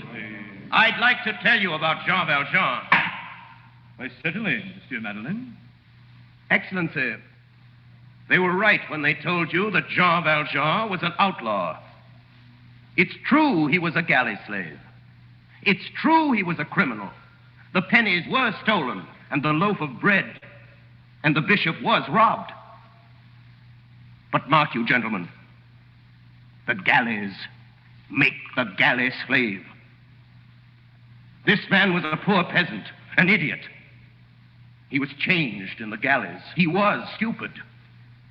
He was made wicked. He was saved later by indulgence and kindness, as he was lost by severity. You won't understand this. There are some things which cannot be told. I cannot relate to you the story of Jean Valjean's life. Someday you will know it. He has done what he could. He has disguised himself under another name. He has desired to enter again amongst honest men. It seems this cannot be. Gentlemen, your prisoner is not he who is on trial before you. Release this man. He is innocent. Gentlemen, I am Jean Valjean. Jean Valjean, you are charged with concealing your identity and changing your name. How do you plead? Guilty. Jean Valjean, you are sentenced to hard labor in the galleys under the double chain for the rest of your life. But Jean Valjean escaped from the galleys that same year and was never retaken. He was hunted. For 11 years he lived in the shadows, cowering, sometimes no more than a step from the terrible creature who pursued him, the policeman, Javert. But now Javert was no more. Small comfort now. Cosette was no more. She belonged to another. She whose childhood was passed in his sight like a summer's day, whose cares were his only care, whose joys were his only joy, who shared with him his only happiness in a long lifetime of misery, who owned his heart and a whole lifetime of love. Her he had given up, totally. He was wealthy, he relinquished wealth. He was free, he relinquished freedom. We have seen Jean Valjean give up the world to save a man from the galleys. The cost was not so great to him as this. I have purchased your soul. I withdraw it from the spirit of perversity, and I give it to Almighty God. We have seen many things happen to Jean Valjean of which Marius and even Cosette never learned. We have seen crimes which Marius judged without knowing, and more than that, we have beheld the resurrection and transfiguration of a human soul. We know the story without retelling it of Cosette's mother. We have seen Jean Valjean's Fauchelevent, the father of Cosette, and we have seen him at the barricades, saving Marius from the insurrection, so that Marius could take Cosette from him. We have seen him dragging Marius through the hideous muck of the Paris sewers and into safety. It is only important to remember here that Marius was unconscious, that Marius knew nothing of the manner of his rescue, and never dreamt that Jean Valjean or Monsieur Fauchelevent was his savior.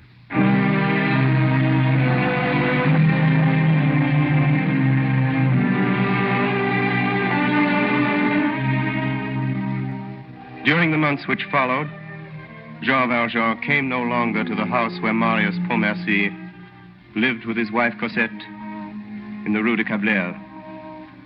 But shopkeepers in the neighborhood noticed that every day An old man, dressed in black, came towards that street.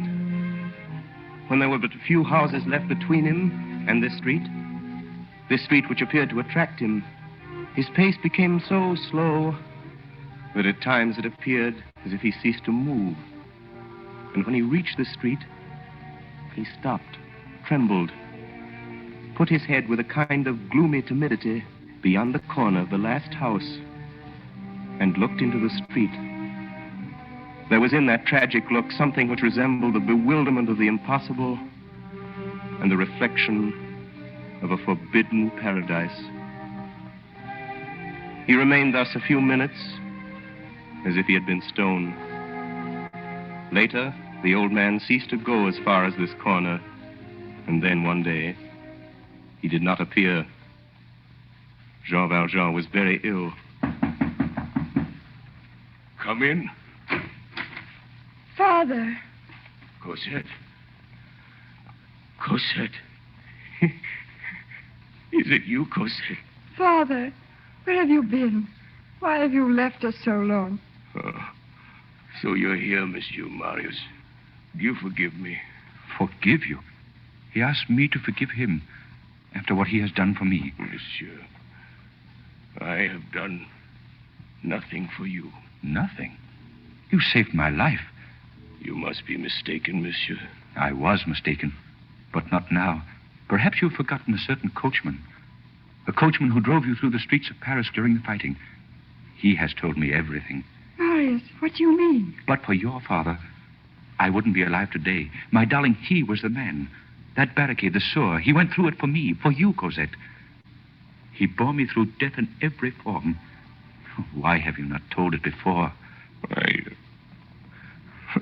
I told the truth. No, not the whole truth. I owe my life to you. Father, your hands are colder. Are you suffering? No.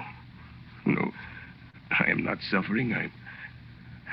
On the contrary, my little one, I'm very well, only... Only what, Father? I shall die in a few minutes. Father. It is nothing to die. It is frightful not to live. Father, here, we will help you. Cosette, he must lie down. Now, children, I want you to listen to me. This money belongs to you. I've written you a letter about it. 600,000 francs. Every penny earned honestly from the jet factory at Montreux. I shall have lost my life if you do not enjoy it. You see, the black jet comes from England, and the white jet comes from Norway. You understand then how much money can be made, and then the glass must be bent, not soldered.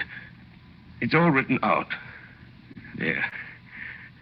Now come closer. Come closer, both of you. Father. You'll weep for me a little. Not too much. You must amuse yourselves a great deal, my children. 12 dozen cost only 10 francs and sell for 16. And that's really a good business. And you can be rich without concern. You'll find my letter, Cosette. I've written it all down to you. And, Cosette, I bequeath the 2 candlesticks. There, on the mantel. They are silver, but to me they are gold. They are diamond. They were given me by the good Bishop of D. I wonder, will he be satisfied with me in heaven? I've done what I could. Father, do you want a priest? No. I have one.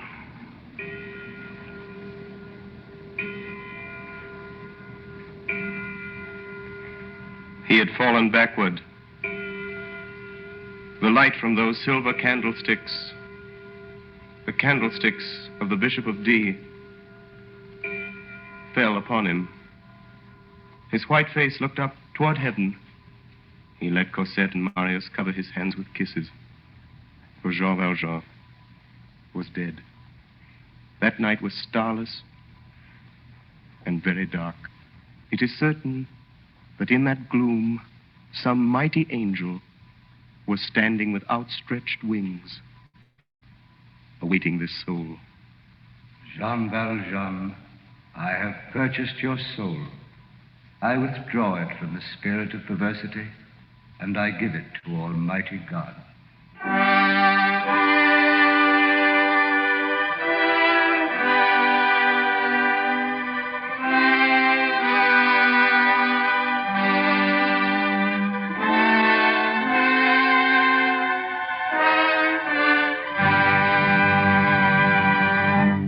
WOR and the Mutual Network have brought you the seventh and final episode of Les Misérables.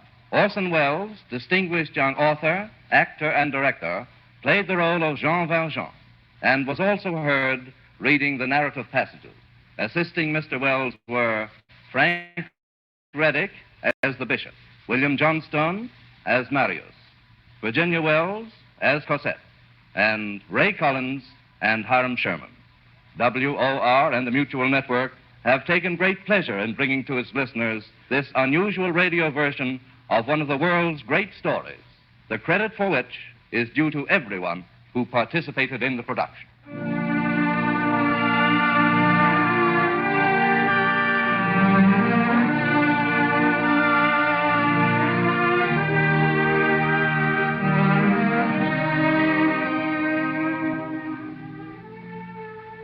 This is the Coast to Coast Network of the Mutual Broadcasting System.